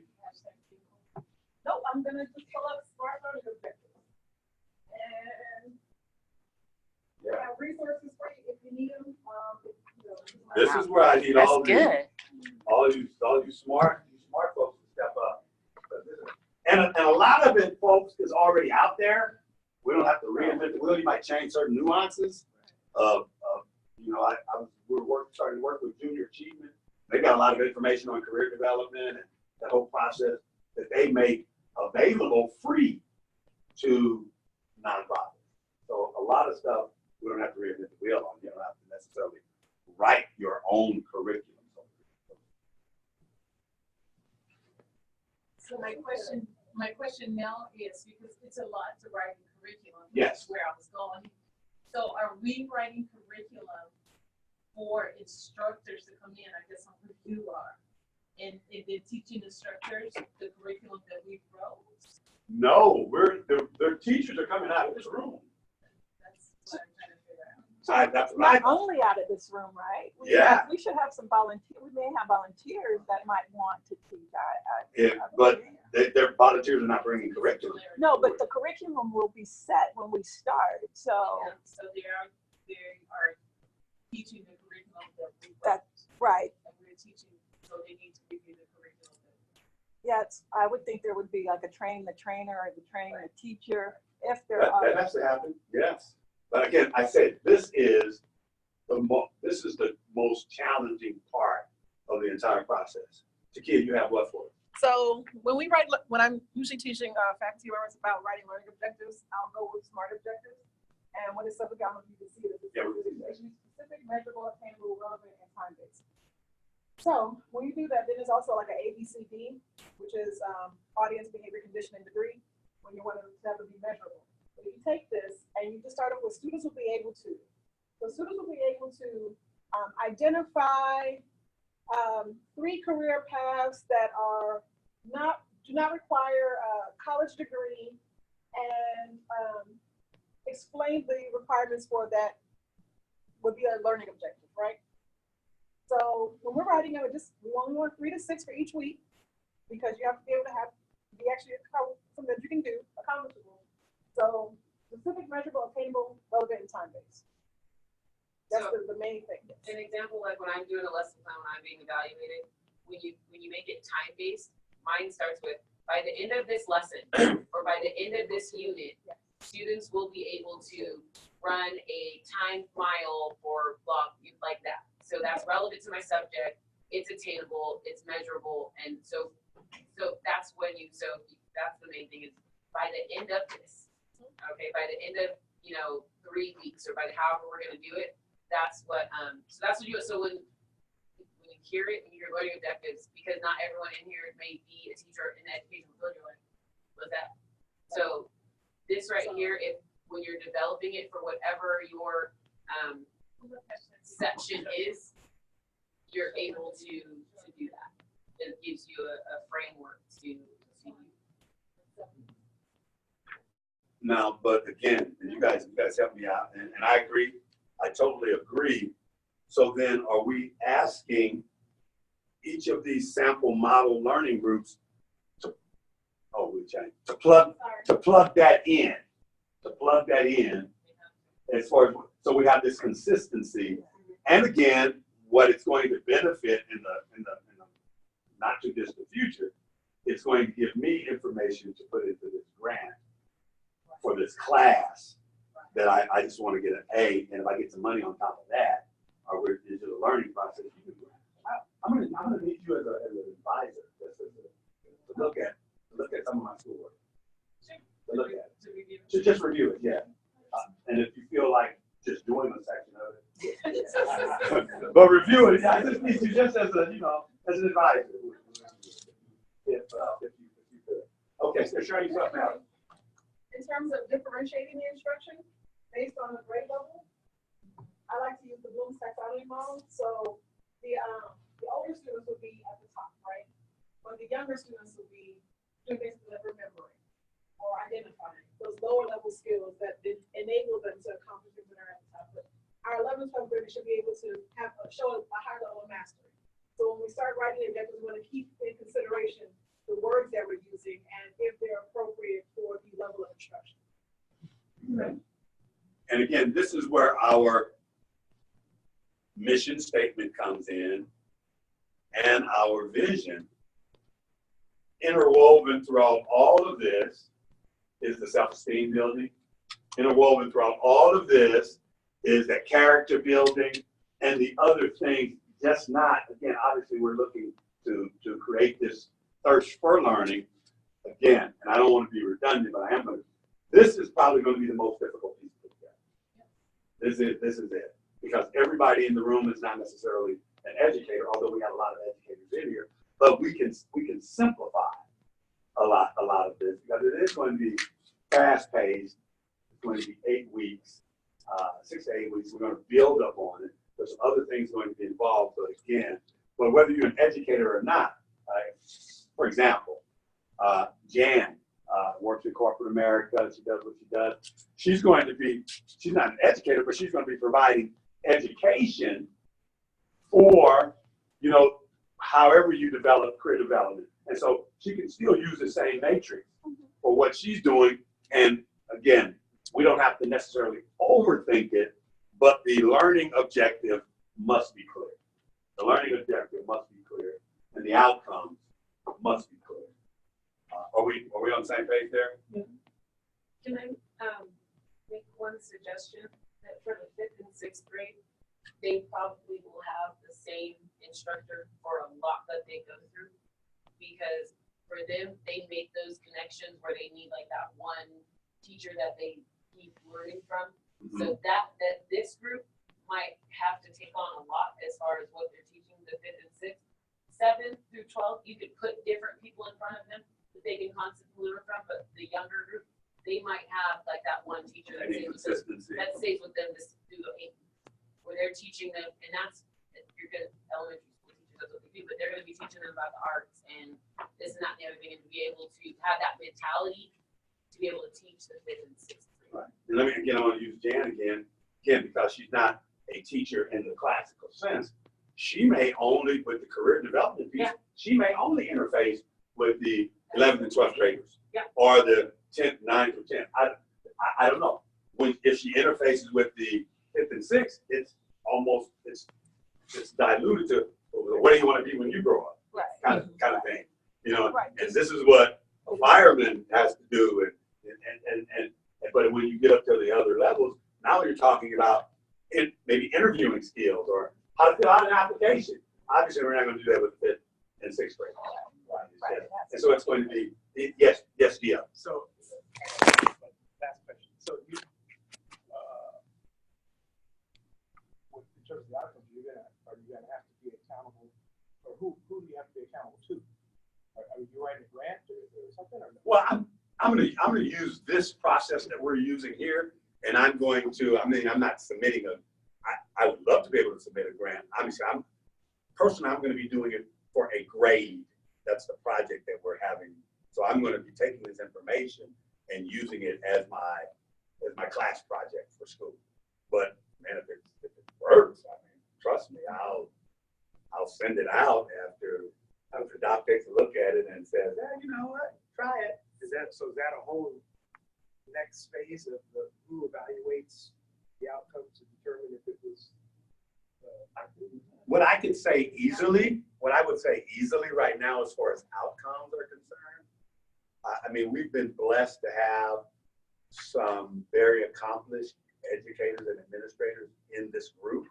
And it would be crazy if I didn't take it and run it by Dr. Denise Fleming or Dr.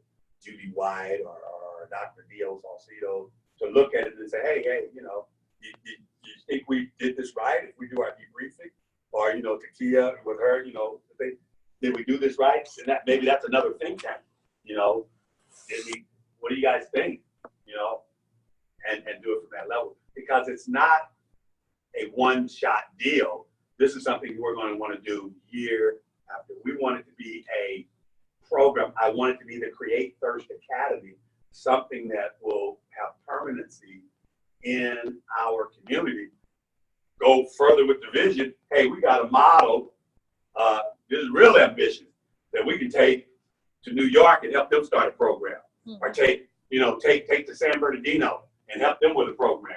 And you know, so yeah, that's way out there somewhere over the rainbow. But that's the real to have something that's a mainstay that we can show results, and that we have a waiting list of young people to come and be a part of. That's ultimately. Well, thanks for letting me pick. Yeah, but you didn't read the fine print. You come to one meeting, now you're on the mailing list forever, and we will be looking for you. Thank you, Dio, for your input, man. I really appreciate it. All right. So yeah, this is the most critical path that we have. Is what are we going to do? Teach the students. With the fitness area, so we're finding out at the education level. I think that you hit on it earlier. You have to expose them to career development. Okay. Because they are not seeing where they can be their own entrepreneurs. They can own their own businesses. So it's not too early. So it's not. It's not too early. Because what we're doing, we're creating thirst. Because someone, I mean, we've seen it through all the stories, but someone can get excited about technology at 10, and someone can have a thirst for knowing where they want to go at 11 years old, 12 years old. So I do agree. Go ahead, Jerry. Uniforms are wonderful. Show up. That's not what the studies show in some of our urban communities. They're crazy about uniforms. But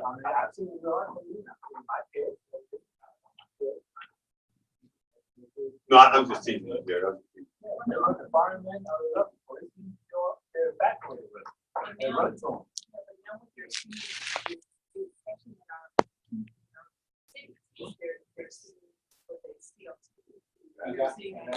I wasn't excited about police officers when I grew up. We were. I was always running. Well, I had officers. Yeah. They don't have that anymore.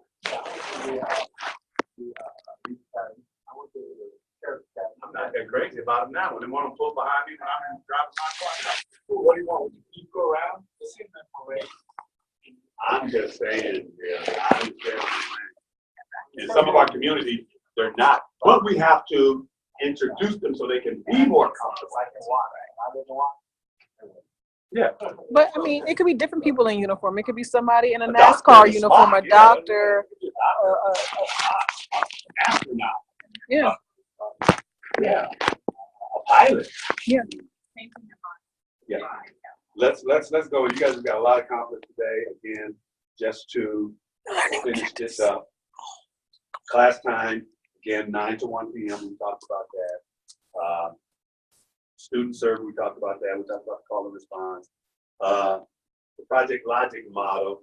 I mean, we've hit a lot in activities, The peripheral stuff, we've still yet to do.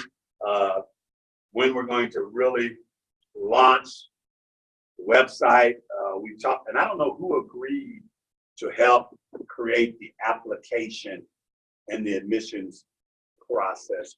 Was that you, Takiya? It was not, but I can.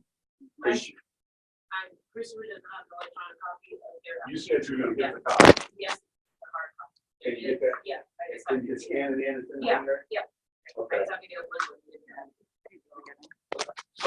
okay, that's it. That's easy. Again, we gotta get there fairly quickly. We haven't got there yet, and that's the funding aspect. We had determined if we're gonna pass some costs on to the, yeah, but we gotta begin to put this all in funding order. Where what does it cost for us to do what we do? I mean, absent of our volunteer time, what does it cost for the materials, resources, the breakfast? And, you know, if the presenters, hopefully they'll come as a contribution, but sometimes there's an honorarium in place. And so we gotta look at what does it cost to run the program.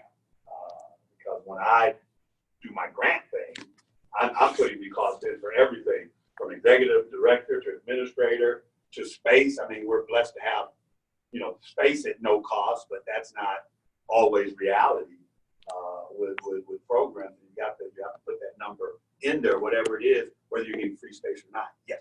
May I encourage us to go with results-based budgeting as an I don't know approach what that to? is, but I'm open to learning results-based budgeting. Mhm. Give me a. So 2 minutes you of that. tie your the funding request to the actual outcomes as opposed to the outputs. So giving a $5,000 budget would lead to 10 students being able to have 8 weeks of curriculum that are going to cover these particular topics and have this impact on the society, where you're going to then measure those things and include that back in with the funding request. Right, but aren't they still going to want to know how you're spending the money? Aren't they? Yes, you put a line item in there. Some grants are audited, some depending upon the amount.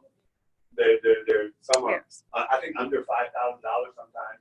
Like we received something from Citibank, if it's a certain amount, you say, hey, we need $5,000 for this program. They'll just write you a check, and they're not coming to audit to see how the grant is performing. But grants at more substantial levels, they want a line item. So this what you're gonna was do with the money. Is this that type correct? of budgeting. Huh? This type of budgeting resulted from the Government Performance Review Act back in the 1990s that was developed under Clinton for specifically this type of grant funding. Yeah, So I'm it's not in industry disagreement. standard. I'm learning now. I'm in learning mode, and I'm willing to learn from you guys that have. That's what it would come out to. Okay. I'm learning. But in order to get the per student cost, we have to factor all those things. Those other things have to be factored in: space, food, Mhm. materials. I can send you one. Yeah, please, and feel free to be overly ambitious and start working on it. Here. Okay. As DL said. I like budgets. Be overly ambitious. I like that word. Overly ambitious. That's aggressive. Overly ambitious. Yeah. I know this is, but I know that you had wanted to work on curriculum, and I'm wondering if our next meeting, I know we don't have a meeting for September, but if that's what we could dedicate that time to, is that we turn it to, that's what we do. Absolutely, we have to. No, I said like the 10 to 1, that's what we do. But this is what I'd love to happen in the interim, is that there's some communication, there's some information going back and forth, whether it's email, there's some form that we don't come in here blank slate. No, I'm not saying that. I'm saying that that's. We'll dedicate that time to curriculum. Absolutely, yes. So that being the case, can we do a 5-minute activity where we write at least one learning objective so everybody knows how to write it and can think about it between here and there? Write that down. Takiya, she's on the agenda for our next meeting to lead us through this objective of doing the learning field. Because you say do it right now. Right now. Oh, to do it right now? Right now. And Oh. in September, we know, so that was from here to Come to September. the paper. And you'll dictate, I'll write it because you have time to write it. So I'm going to assist you.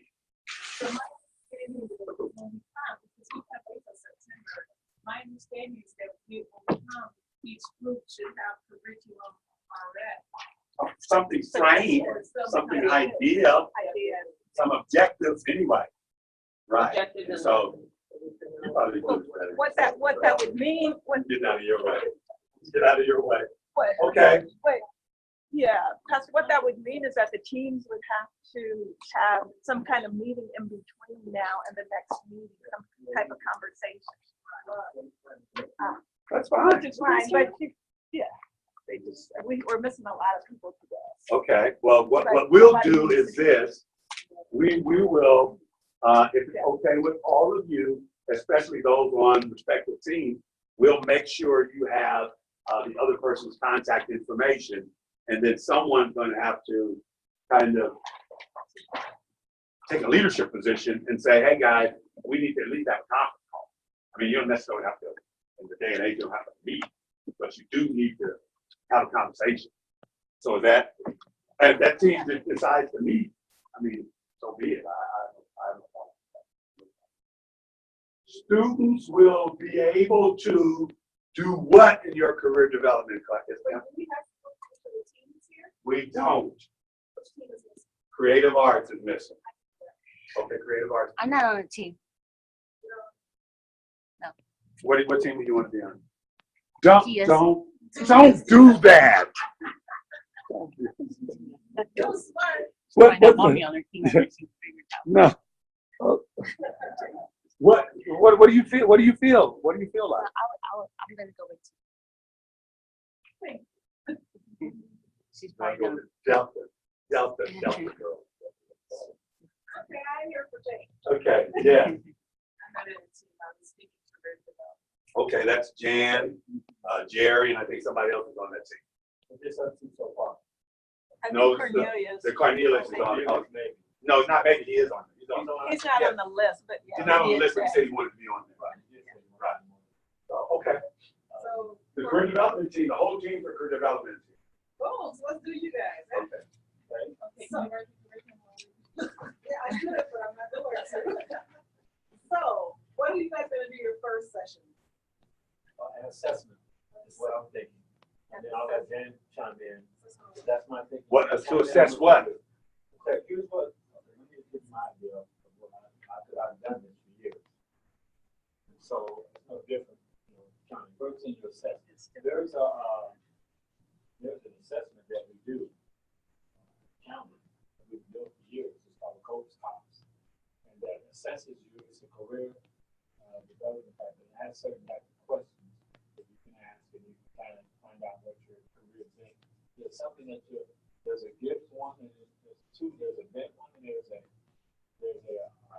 career interest one. One is called Coach, one is called Cops. I'm pulling out those, and I kind of been mulling over them, and I'm going to get together again. She's like, are you working Coach and Cops? No. That's what we do in the county. Can you get Everybody comes to the fly. Can you get the information? Can you get? So it means identify their interests. And can it be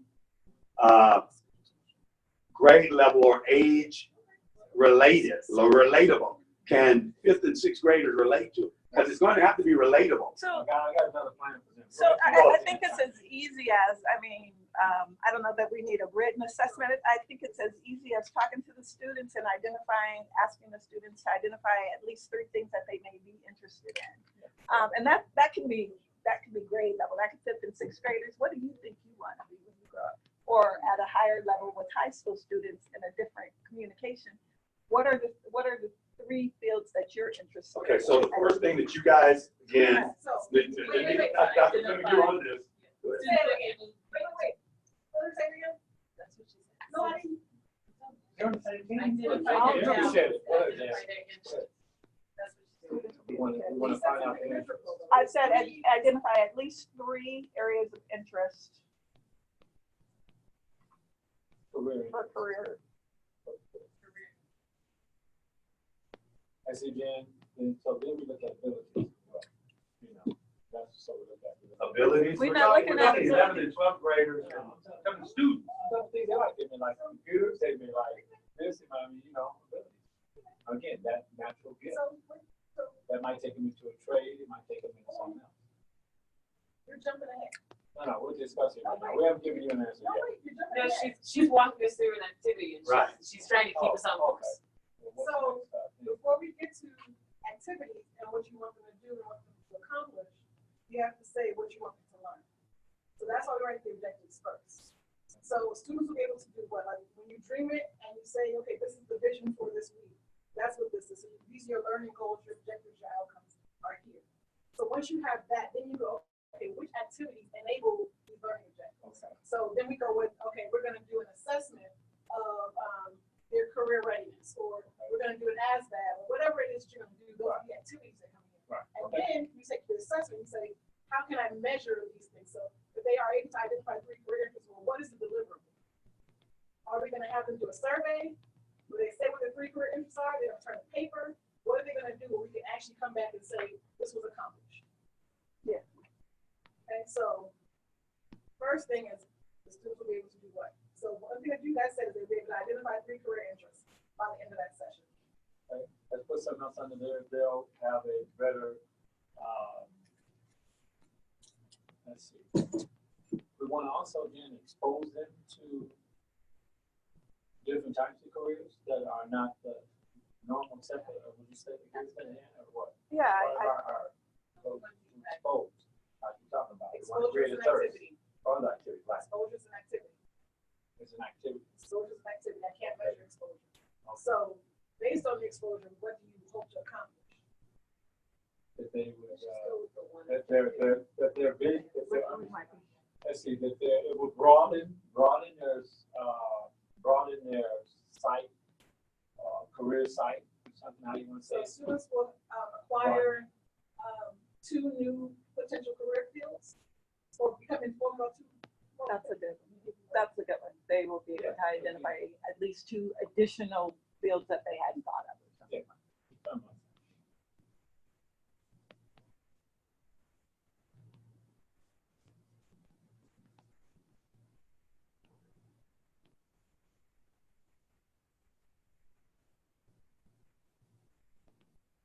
Okay. So now that we have these, and you want to limit this to 3 to make max is 6. Like 6 is crazy, and you're gonna have a hard time with assessment. So you want to keep it around 3. So now, based on this, identify 3 career interests. What are you guys gonna do to help them identify 3 career interests? And to uncover their What are you gonna do though? What's the activity? Activity. Can you say you have a survey? activity. Let's say we may show them a video. Yeah, we have a survey. Survey, show them a video. Video. What else? Just make hands-on. Anything else? We're gonna have That's us. Now, this is an area where we may have We can speakers come in, this activity, speaker activity. Yeah, we can have a speaker. Yes, speakers come in, talk about different types of careers. And then your assessments. How are you gonna know whether or not they were able to actually accomplish this task of identifying 3 career interests?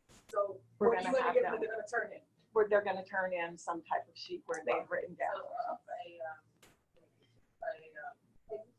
Delphina, you in this group? No. Just Dr. Fleming, Written Jerry, and assignment. Jan, and Cornelia. Okay, that works. So what is the written assignment? List your 3 career interests and the 2 new, Yes. potential career options that you learned about today. Perfect. Now see how we got there? Mhm. Want to do that? Everybody? Now, that has to be all age All right. appropriate, because it's going to be different for the high schoolers. That's where these language, so I underlined the verb here of identify, because that is one of those lower level thinking skills. You may want to vary that verb for higher grade level. So as opposed to identify, maybe they're going to, whatever. So, I love that. And can we then be prepared? I love that. And obviously you can lead that process to go through every group with that kind of process, so we can begin to get their juices going so that we can get this done. Is that something that we're going to do it in here, but can you create me a document that that we can now send out to everyone, just a kind of a blank document. Start thinking about these things and putting this stuff together. I have some that Joy was showing me that she has one that she uses when she's doing lesson planning. Okay. Because it then gets into resources and things that you're going to need to actually accomplish what you're setting out to do. And it will help the groups work kind of independently, individually. You can write all that down, and then when you come together, or you can share it all just electronically too. We're gonna send this out to everybody, but you can write this. You can take a picture of this because this is what we're sending out. We're gonna talk. You got more people in the group than Jan. We got Dr. Simmons too. Okay. We're gonna send it out to everybody. Good. Anything that's good. Come on. Well, teamwork, discussion. The meeting dates are down. I'm not going to prolong the time, but so at our next meeting, which is September the 8th, it's going to be specific to just curriculum.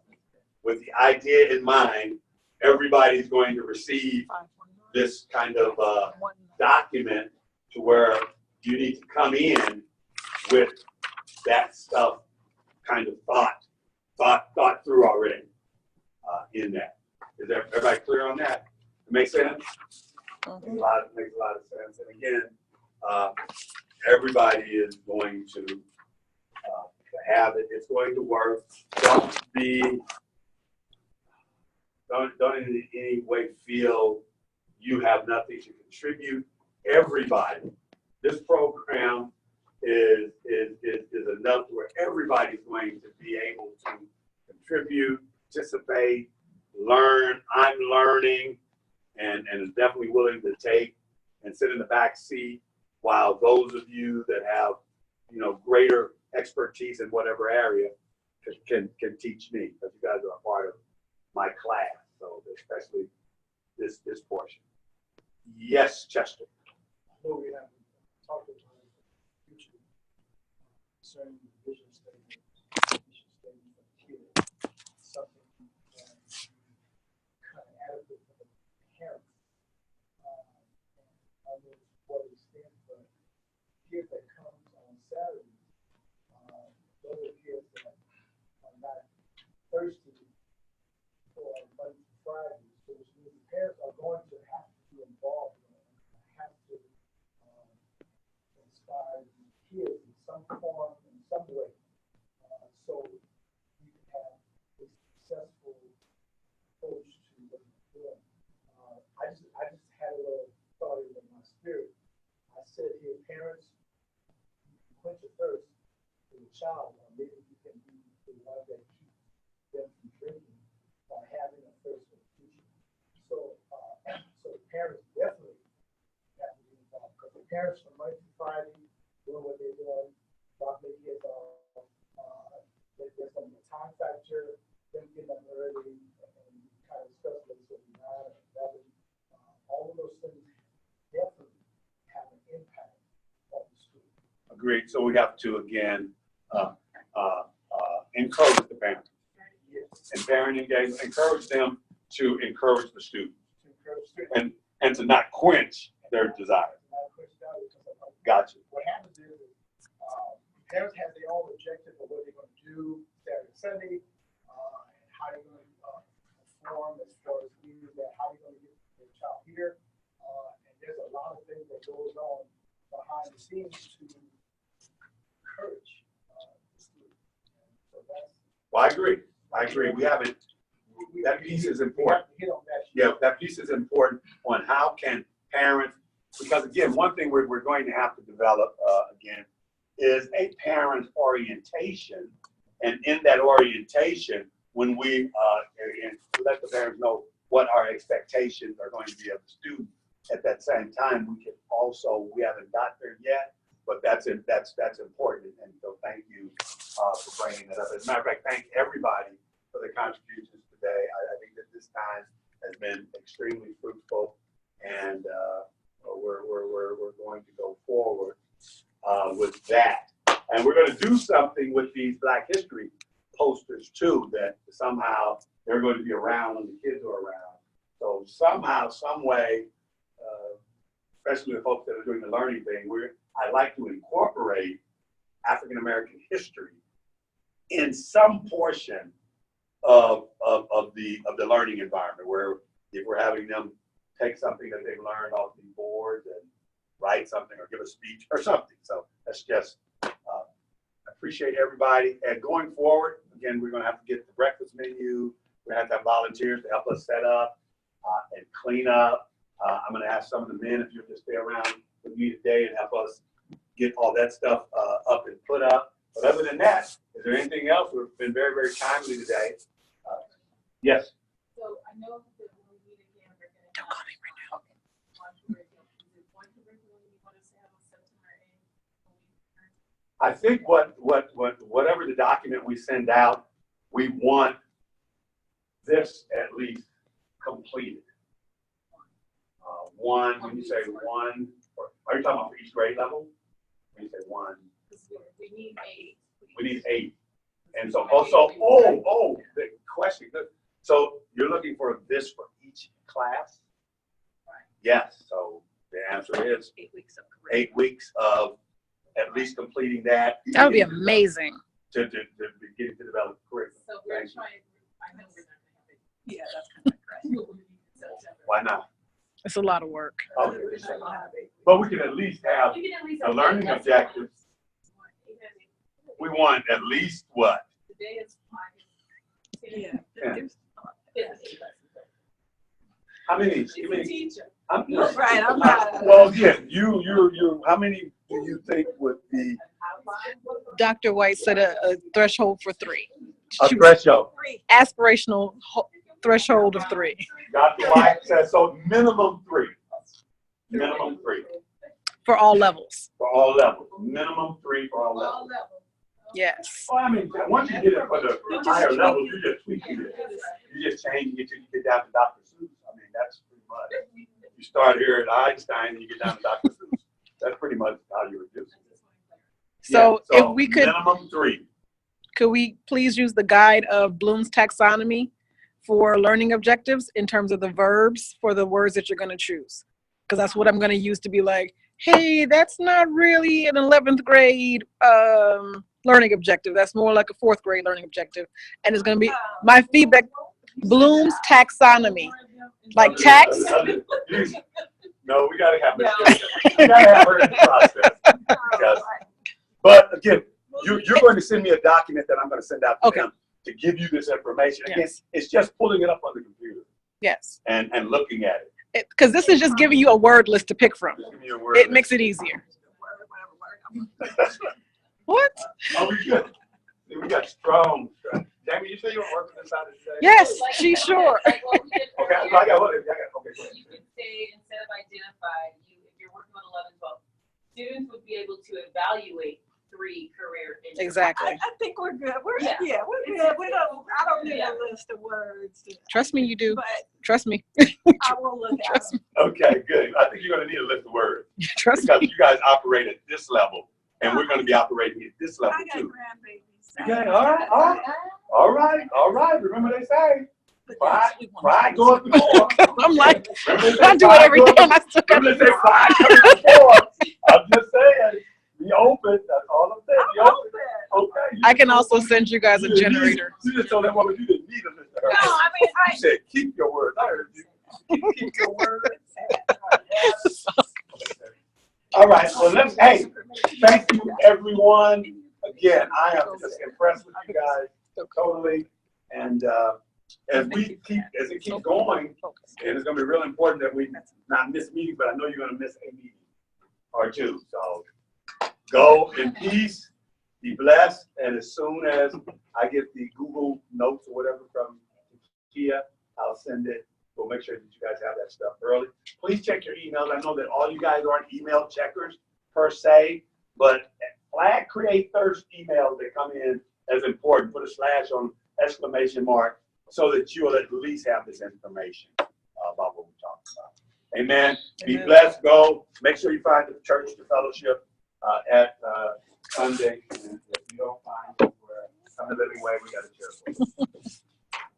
Amen. Thank you. So we gotta have words to get it, right? Got that word to give what?